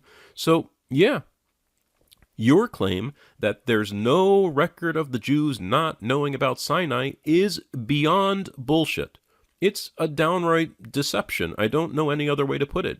There is no record of the Jews knowing about Sinai from Joshua until Nehemiah, the vast majority of biblical history. And there's no record of the second most important person in Jewish history, Fred! Sure there is. How about Josiah? But realistically, why would you expect to find Fred? If you are writing something and attributing it to Moses as a pious forgery, why would you include your own name? That would be completely contrary to your goals of having the work accepted as an ancient cultural inheritance, the work of a famous individual that is not you. If Moses de Leon is writing the Zohar and attributing it to Shimon Bar Yochai, you would not expect him to declare, by the way, I, Moses de Leon, wrote this myself. There's a whole class of books attributed to Aristotle that he did not write. The authors wanted his name on their work, not their name. If you are trying to pass off your work as being the lost writing of a legendary person, you don't go out and declare that you wrote it. So, what are you expecting to find? I actually ran a little experiment. This was actually quite entertaining for me. I went to an elderly rabbi in Jerusalem, someone who has a consistent tradition going all the way back to Europe, and I asked him, all this Jewish stuff, how do you know it? How do you know it's true? All this Jewish stuff? Could you have been a little more specific? Which Jewish stuff? How to buy separate meat and milk dishes? And he said to me, I heard it from my Rebbe. Heard what? I said, yeah, what's your Rebbe's name? So my Rebbe's name is Rabbi Yerucham Levavitz. I said, yeah, when did he live? When did he die? He gives me the birth dates, the death dates. I check it. I find several books that actually indicate a relationship between Rabbi Yerucham Levavitz and this guy. What kind of relationship? And I accept, okay, there probably was a relationship, this man probably existed. Then I start doing research. Who was Rabbi Yerucham Levavitz's Rebbe? And I find several Jewish books all saying that Rabbi Yerucham Levavitz was a student of Reb Simcha Zissel Zayv. Well, that's great, but what exactly did Reb Simcha tell Rabbi Yerucham? Aren't we interested in the content of the message? Isn't that the whole point? I trace it back. Who was Reb Simcha Zissel Zayv's Rebbe? Well, he learned from a fellow by the name of Rav Yisrael Salanter. And I confirmed from 4 different sources there actually was a relationship. And so I played the game until I produced this document. It's a fascinating document. Sure is. You've got Pinchas hanging out there for 300 years. And how do you know, for example, that Amos taught Isaiah anything, let alone what the content of that teaching was? What's your source, or is this all complete bullshit? On the bottom right is Rabbi Yerucham Levavitz, the Rebbe of the man I was speaking to. On the top left is Moses at Mount Sinai, with birth dates and death dates. Why do I care about birth dates and death dates? I need to know if these people were actually in contact with each other and what information they shared, don't I? Knowing that they were alive at the same time is kind of useless. Now, this is one of thousands and thousands of Torah traditions you could produce. Well, it's true that you could produce thousands if you're just making stuff up. What about this is factual? Now, I'm not telling you, God forbid, that this is true. Whew, well that's great because it looks like bullshit to me. What I'm telling you is, this is what those Orthodox Jews believe. Why do I care? People believe weird shit. We established that already. I got this from their sources. What sources tell you that Amos taught Isaiah something and what exactly it was that he taught him? You're bullshitting again. And what's strange is, every single year in a 3,300-year-old tradition is accounted for. That is strange, especially this guy Pinchas, who accounts for 300 of them. But didn't you just tell me a moment ago that you're not telling me this list is true? So is it true, or is it a fairy tale? Can you make a decision? If it's just bullshit, then why do I care what it accounts for or doesn't account for? There's no record of a gap. That's because your list cannot show you a gap in the transmission of information. It doesn't provide any data about what was being transmitted. It's just a list of people who may or may not have known each other, who may or may not have taught each other, and who may or may not have known anything at all about Sinai. Now, if you want to talk about the gap in knowledge of a Sinai event, then let's do that. Joshua. Neither Sinai nor Horeb are mentioned in the book of Joshua.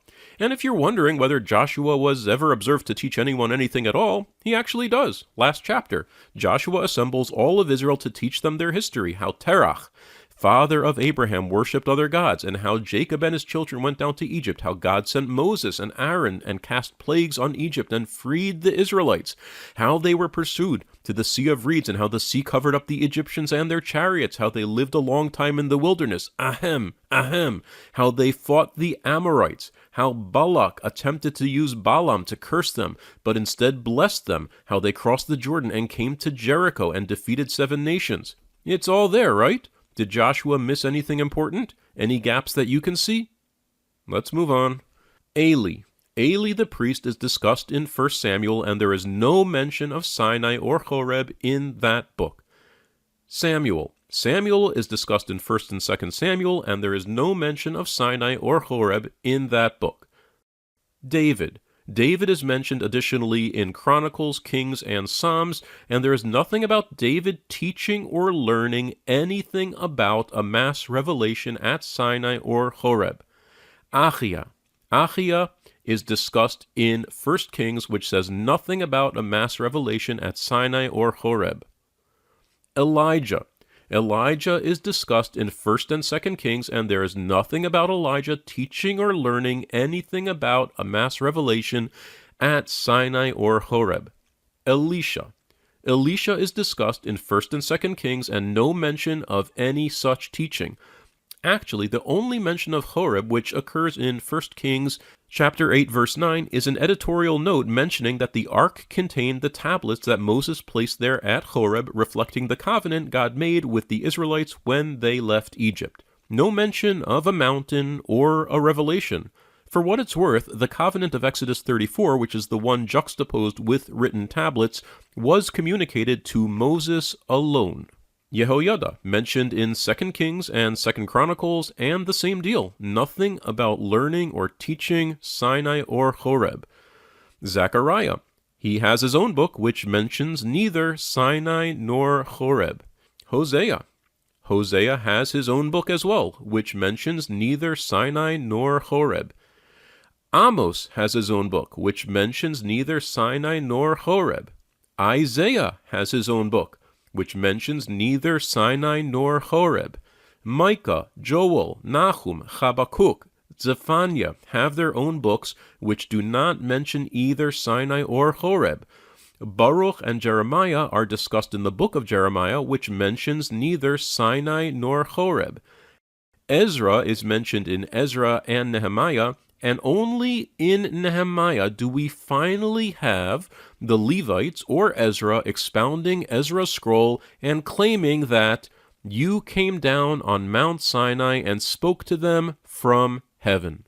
So, according to your own dating, which is not the academic dating, obviously, we have an absence of any knowledge of a revelation at Sinai for 800 years. Is that enough to say that there was a gap in knowledge about the Sinai event? What additional evidence of a gap could you possibly ask for? So again, the claim that there is no gap is not just bullshit like most of your presentation, it's just outright deception. A revelation at Sinai was not a component of Jewish mythology until sometime around the Babylonian exile, as I already said. And there's no record of a man anywhere on this list who after 2,000 years brought the Torah back to the Jews. I don't see Josiah, but I do see Ezra.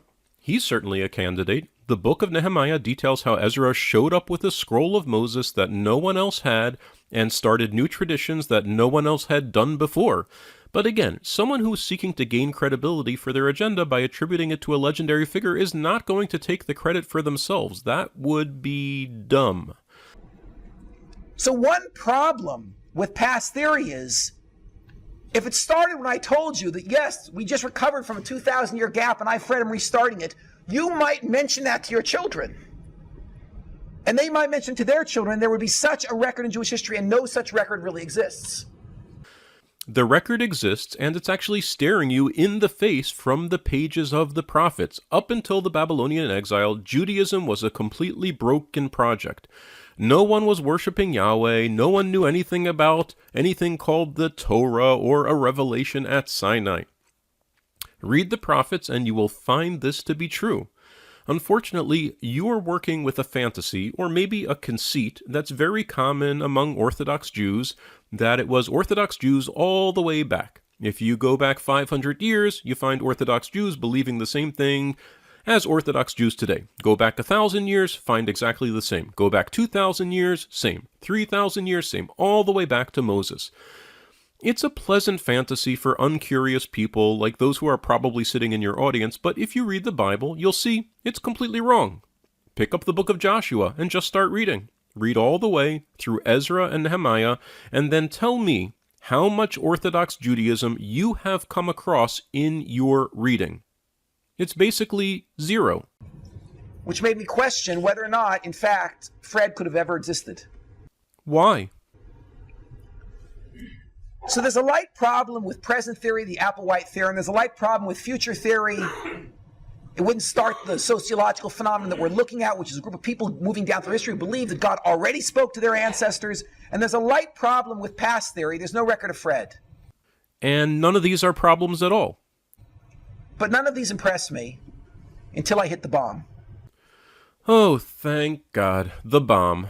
Lay it on me, because I'm not impressed either. Have you just been wasting everyone's time? And here I'm going to conclude. Imagine that I hold up for you a solid gold, 14 karat gold pen. And I show you that this pen is not only 14 karat gold, but it writes with 14 karat gold ink. So you say, Labe, that's a nice pen, but you're a Jewish teacher. Where'd you get one of those? So I say, you're right. On my salary, I can't really afford these. What I did was, I have this handy-dandy chemical equation, which enabled me to convert blue plastic into 14 karat gold. Alchemy, I did it. Here it is. Here's the formula. And you say to me, Labe, how interesting. Could I borrow that for a few minutes? And you run off with this thing, you copy it, and you hand it out to 50 groups of chemists and physicists to see if I was lying or if I told the truth. And you take this document, you give it to them all, and for 30 years, 3 times a day, these 50 groups of physicists try to reproduce my experiment to see if I was lying or telling the truth. And at the end of 50 years, they all come back, and they throw the paper on the table and they say it didn't work. Tell me, what do you conclude? Was I lying or telling the truth? I was lying. You're right. Now let me explain how you know that I'm lying. Is this really the bomb? Because so far you have outlined a bunch of problems with various theories that didn't impress you and didn't impress me. Don't let me down here. But how do I know you're lying? Because that's the most likely explanation. On the one hand, you're lying or mistaken. Hey, maybe you were deceived yourself, I don't know. And on the other hand, all these dozens of scientists who we assume are dedicated to objectivity and intellectual rigor, they would have to be lying. Based on no further information, it's much more likely that you're the one lying. But based on the information I have, which is the manner in which you've been bullshitting your way through this entire presentation, I'd be just about sure that you're the liar. But is there a point to this? Because all of you accept as the fundamental principle of science, the backbone of the scientific method, that anything that is natural will happen more than once. There's no such law. I can't say I just got lucky. If it happened once, it will happen twice. And if you can't do it a second time, it's because it can't be done naturally. Which means it can't be done the first time either. What's the point? I did my work at UCLA on what we call North Campus. North Campus is where we deal with the humanities.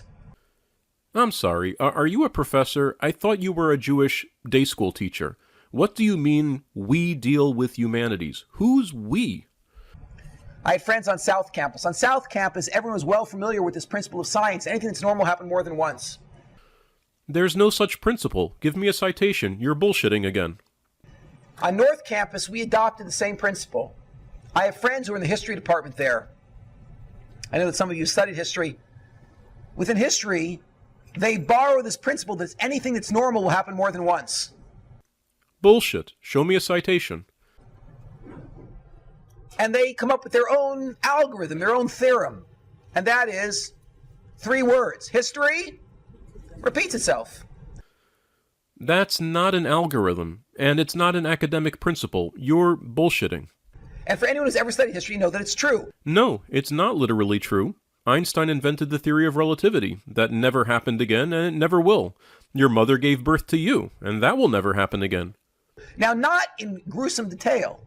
There was never another Napoleon, and there was never another French Revolution. However, events like the French Revolution have happened over and over and over again in history, and men doing things generally like Napoleon did do repeat. Sure, if you zoom out, you see similar types of events. So what? That is, the generic themes happen over and over again. The itsy-bitsy details you don't see more than once, usually. Okay, I'm getting the drift. Generic themes like people telling stories about gods, speaking to humans, telling stories about a holy man receiving divine communication, telling stories about prophecies or oracles, telling stories about miracles, a holy mountain, whatever. I got it. You see these things again and again in different mythologies. Great, go on. What's the point? We in the study of religions... I'm sorry, what university are you employed at? What department of religious studies? I thought you were a Jewish day school teacher. borrow the same principle. Bullshit. No one uses that principle. In fact, one of my assignments at some point was to try to isolate the minimal number of themes I could come up with, which would allow me to produce every revelation narrative, every religion on the planet. Most religions don't have a revelation narrative. And they're actually produced every religion on the planet with 25 puzzle pieces. That is, if you give me 25 themes, the themes that I specify, general themes, I can create any religion on the planet. There's the man who achieves great wisdom and then comes down and heals people. There's the person who becomes God incarnate, right? There's 25 themes. I can create any religion you want except for one. There's one religion I can't create. There's one unique claim which is not specific, which is generic. That is, only once in 4,000 years of recorded human history was there ever a group who said, quote, God spoke to a group of people. Let me guess. Are you talking about when Christians claim that Jesus spoke to his disciples in John 20? Or maybe when Jews claim that Paro, who was considered a god, commanded all his people to kill the Hebrew boys in Exodus 1:22? Or is it when Christians claim that God spoke to Jesus, James, Peter, and John in Matthew 17? Or perhaps you're talking about when Jews claim that God answered the Israelites' petition in Judges 1:2? Or when the angel of God speaks to all the Israelites in Judges 2:1? Or maybe you mean the Hindu claim that Krishna spoke to the court of Virata in the 5th book of the Mahabharata? Oh, sorry, did you say there was only one time that anyone claimed this? Doesn't have to be 3 million in the science. God spoke to a group of people. That only happens 1.5 times in human history. Well, I counted 4 or 5 right there, so how and what are you counting? Once by the Jews, and once half a time in another case I'll describe momentarily. How does this work now? Let's apply the theorem. Let's say you come to me and say, I'll tell you how it happened. It was a national drug trip. So I say, great, gosh, why didn't I think of that? A national drug trip, that could do it. Let me ask you something. Is a national drug trip a natural event? I don't know, because you never defined what a natural event actually is, but why are we back to this silly thing? Where's the bomb? Now you want to defend your theory, so you say, yeah, it's natural. I say, let me ask you a second question. Do natural events happen more than once? You say, yeah, of course. I would say no. We've already gone through a lot of examples of things that don't repeat. You gave a couple yourself. I ask you a third question. Did that ever happen again? A group of people having a drug trip together? I'm pretty sure it did. Was there ever another group in history because of a national drug trip all thought they heard God saying the same words? Well, that didn't happen the first time either. Again, read Exodus. It says nothing about anyone hearing the same words or any words from God. So this is just another waste of time. And anyway, you're going into details of the sort that even you would not expect to repeat. You claimed it's only generic themes that repeat. God talking to people is a generic theme and has repeated many times, and I gave examples. You say, no. Then I say, then that's not natural. Well, if your definition of natural is something of the sort that happened multiple times in history, then it is natural. I mean, I think that's a stupid way to define natural that no one else uses, but by your definition, an account of God speaking to a group of people is natural. Such accounts are reported multiple times. I don't think that's of any particular significance because lots of crazy ideas are reported many times, but I'm just trying to follow your argument. Or whatever it is, you said this is the rational approach, so I'm trying here. So wait, I'll tell you what happened. It was an evolving mythology.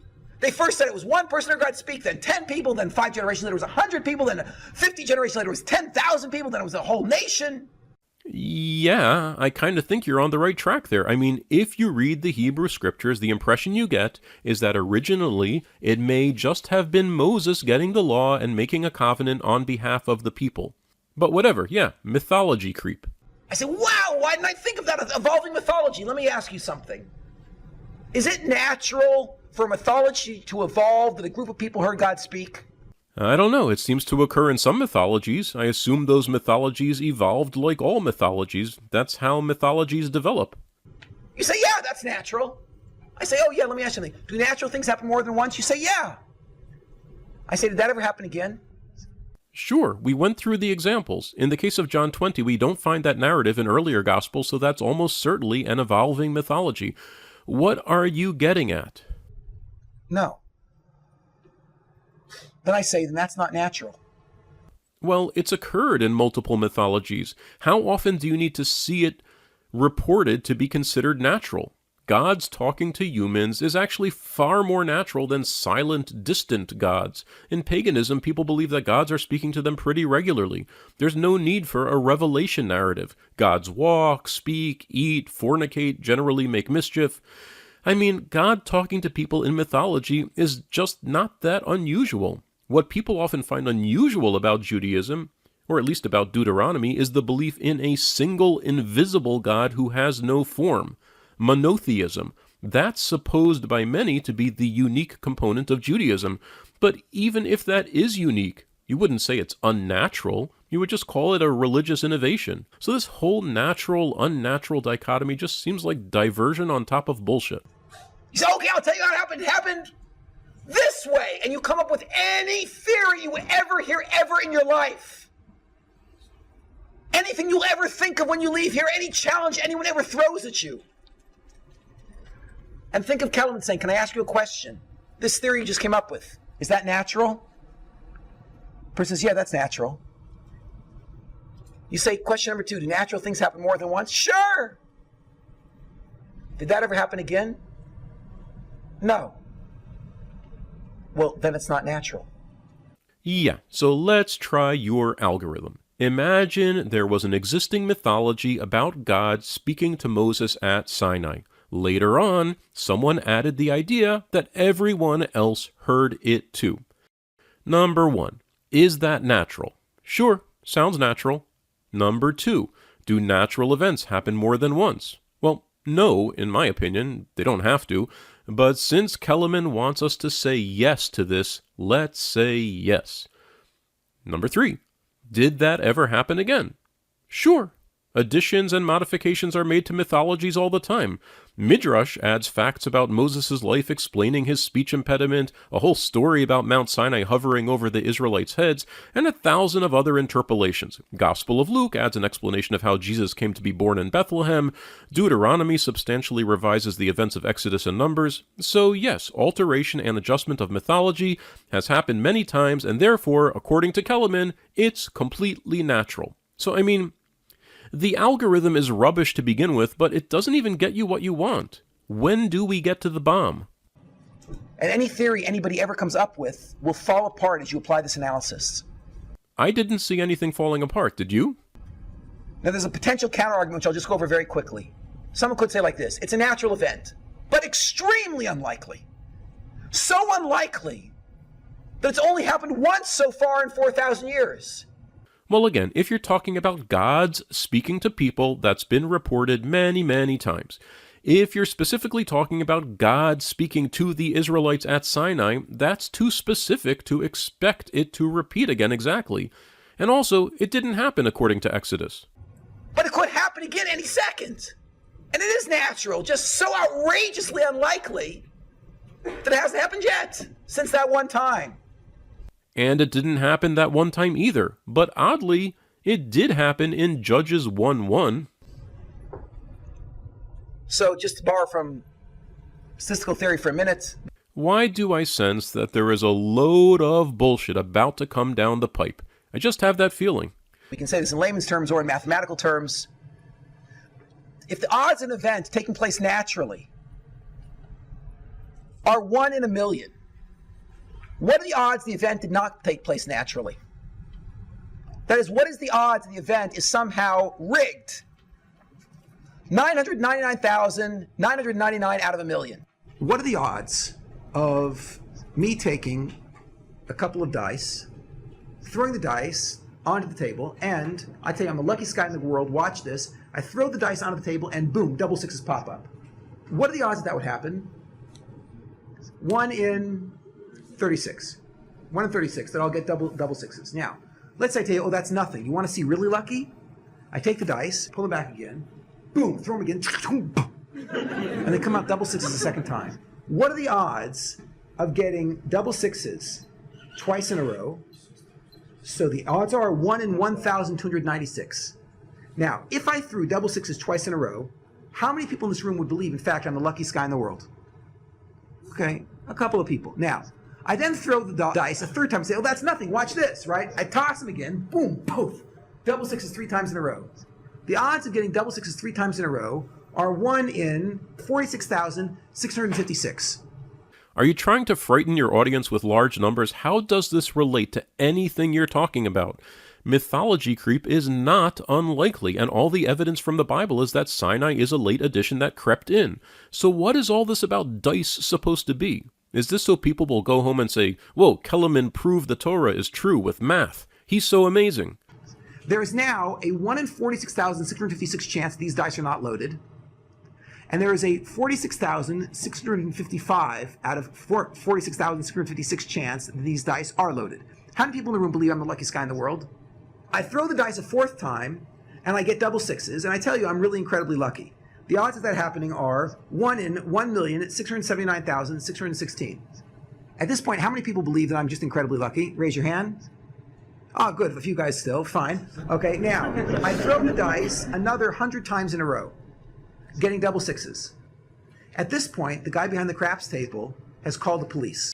At this point, your audience should realize that this is a huge distraction to cover up all the bullshit that you've thrown at them for the past hour. And I'm just telling them I'm really, really lucky, yeah? Okay.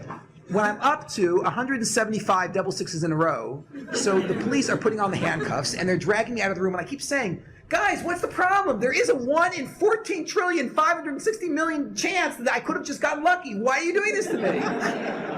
And when I'm standing in front of the judge, I say to him, look there is a 1 in trillions chance. And the reality is that if any of you ever witnesses an event, and the odds of that event taking place naturally are 1 in trillions, then you would have to be crazy to believe that event just took place naturally. And that's why the judge doesn't believe it. I say, listen, there is a 1 in trillions chance. He says, my friend, you're going to see 30 years in prison now. But there's a 1 in trillions chance, but no rational person believes that. And no rational person believes this has anything to do with whether or not there was a revelation at Sinai. The exact same thing is true here. What exact same thing? There's nothing unlikely about a mythology being modified. If it is outrageously unlikely that a natural event led to the Jewish belief that God spoke to the Jews at Mount Sinai, it's not even moderately unlikely. It's highly likely. Then it must be outrageously likely that it was not a natural event, but a supernatural event, a miracle. That doesn't matter because there's nothing unlikely about it. Which actually created this mythology, or actually the story. So it would turn out then that if you wanted to argue that in fact it was the 1 in trillions chance, and that's how Judaism started. Who would want to argue that? You could do it. But you'd have to say it like this. Since you're betting on the 1 in trillions instead of the trillions and trillions, you're betting on the 0.0000001 instead of the 99.99999%. There's a 0.00001% chance that it was natural, and 99.9999999% it was a miracle. So if you want to say it was a natural event, you have to say it like this. You have to use this language. You have to say, I believe it was a natural event. Okay, but since it's actually quite likely that the tradition started naturally, isn't it you who should be shouting, I believe? And then shouldn't you change the title of your video from Rational Approach to Divine Origin of Judaism to Faith Approach to Divine Origin of Judaism? And wasn't it all just a huge waste of time in the end? Because it is a wild leap of religious faith to put all your eggs in the 0.00001% chance. And anybody today who remains calm and rational will say, I'm putting my eggs into the 99.99999% chance. In fact, natural events happen more than once, and if this event never repeated itself, it's because it's not a natural event. You can flash those big numbers around, but you didn't in any way suggest that the Sinai revelation isn't just mythology creep. That's the rational explanation, not the supernatural and miracles. I've given this lecture all over the world in the last 15 years, mainly at universities, most often to academics. Academics? Do you mean undergraduates? I'd be shocked if even undergraduates swallowed this slop. I cannot imagine you presenting this in a faculty seminar at a university. It would be so humiliating for whoever invited you. I've never heard a counter-argument, although I would love to hear one. Oh, good. Well, I hope you see this video. In a lecture about, now it's going back about 7 years ago, I mentioned in the lecture that I felt there were holes in my qualifications to give this lecture because although I've traveled in many countries, I've never had the opportunity to visit India, and the oldest pagan group on the planet happens to be in India. I believe that the oldest religion, continuous religion on the planet today is a Hindu group in India. I'll tell you the name, but don't jump to conclusions. It's not the group you're thinking of. They're called the Hare Krishnas. And it's not the Hare Krishnas that you know of. The Hare Krishnas here in America are fakers. They're monotheists. They messed up the whole system. The original Hare Krishnas in India, they're polytheists, the original polytheists. They were probably the same sort of religion that Abraham was watching when he was growing up. Once after a lecture, a fellow came up to me in Jerusalem, and he said to me, did you know that Hare Krishnas opened an outreach center in Tel Aviv? I said, it's not possible. They don't do this sort of outreach, and they would never come to Israel. It's got to be the American Hare Krishnas. She said, no, it's the original guys from India. I know it's the original guys from India. So I checked it out. I ended up meeting with basically the director of outreach for their group. And sure enough, they were the original Hare Krishna from India.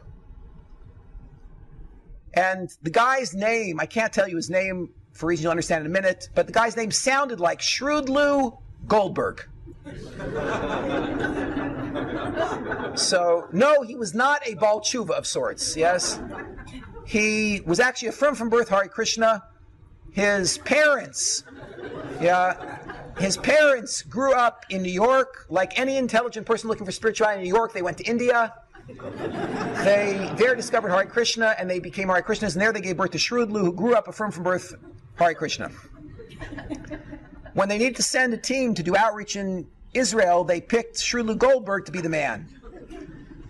So he came, and I'm sitting with him. I said, Shrewdlou, let's cut to the chase. I just want to know, what's your revelation narrative? Shrewdlou says to me, oh no, Mr. Kelemen, that's not how we do things.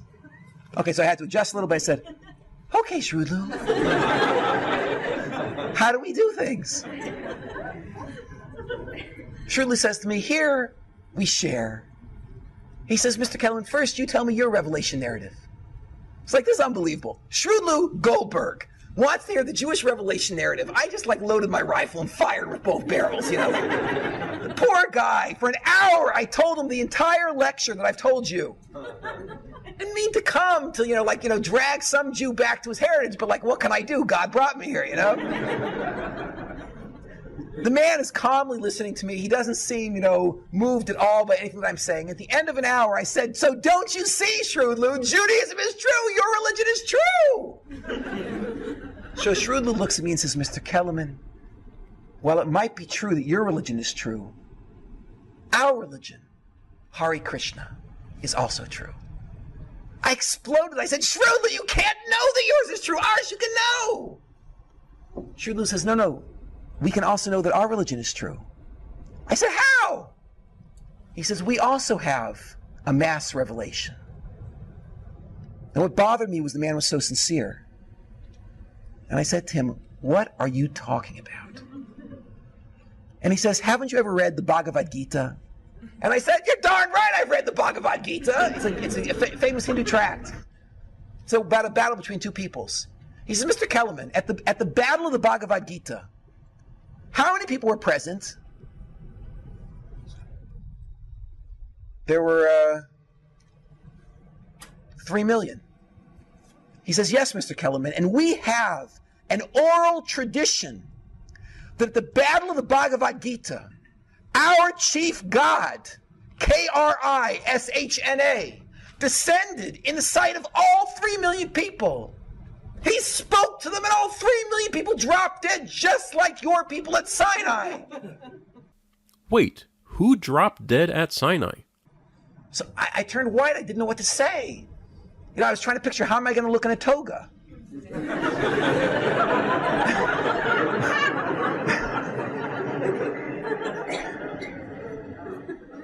And I told him the whole thing about God spoke to us, we dropped dead, we got back up again, the angels revived us, he spoke to us again, we dropped dead, and we said, please, Moshe, you get the Torah.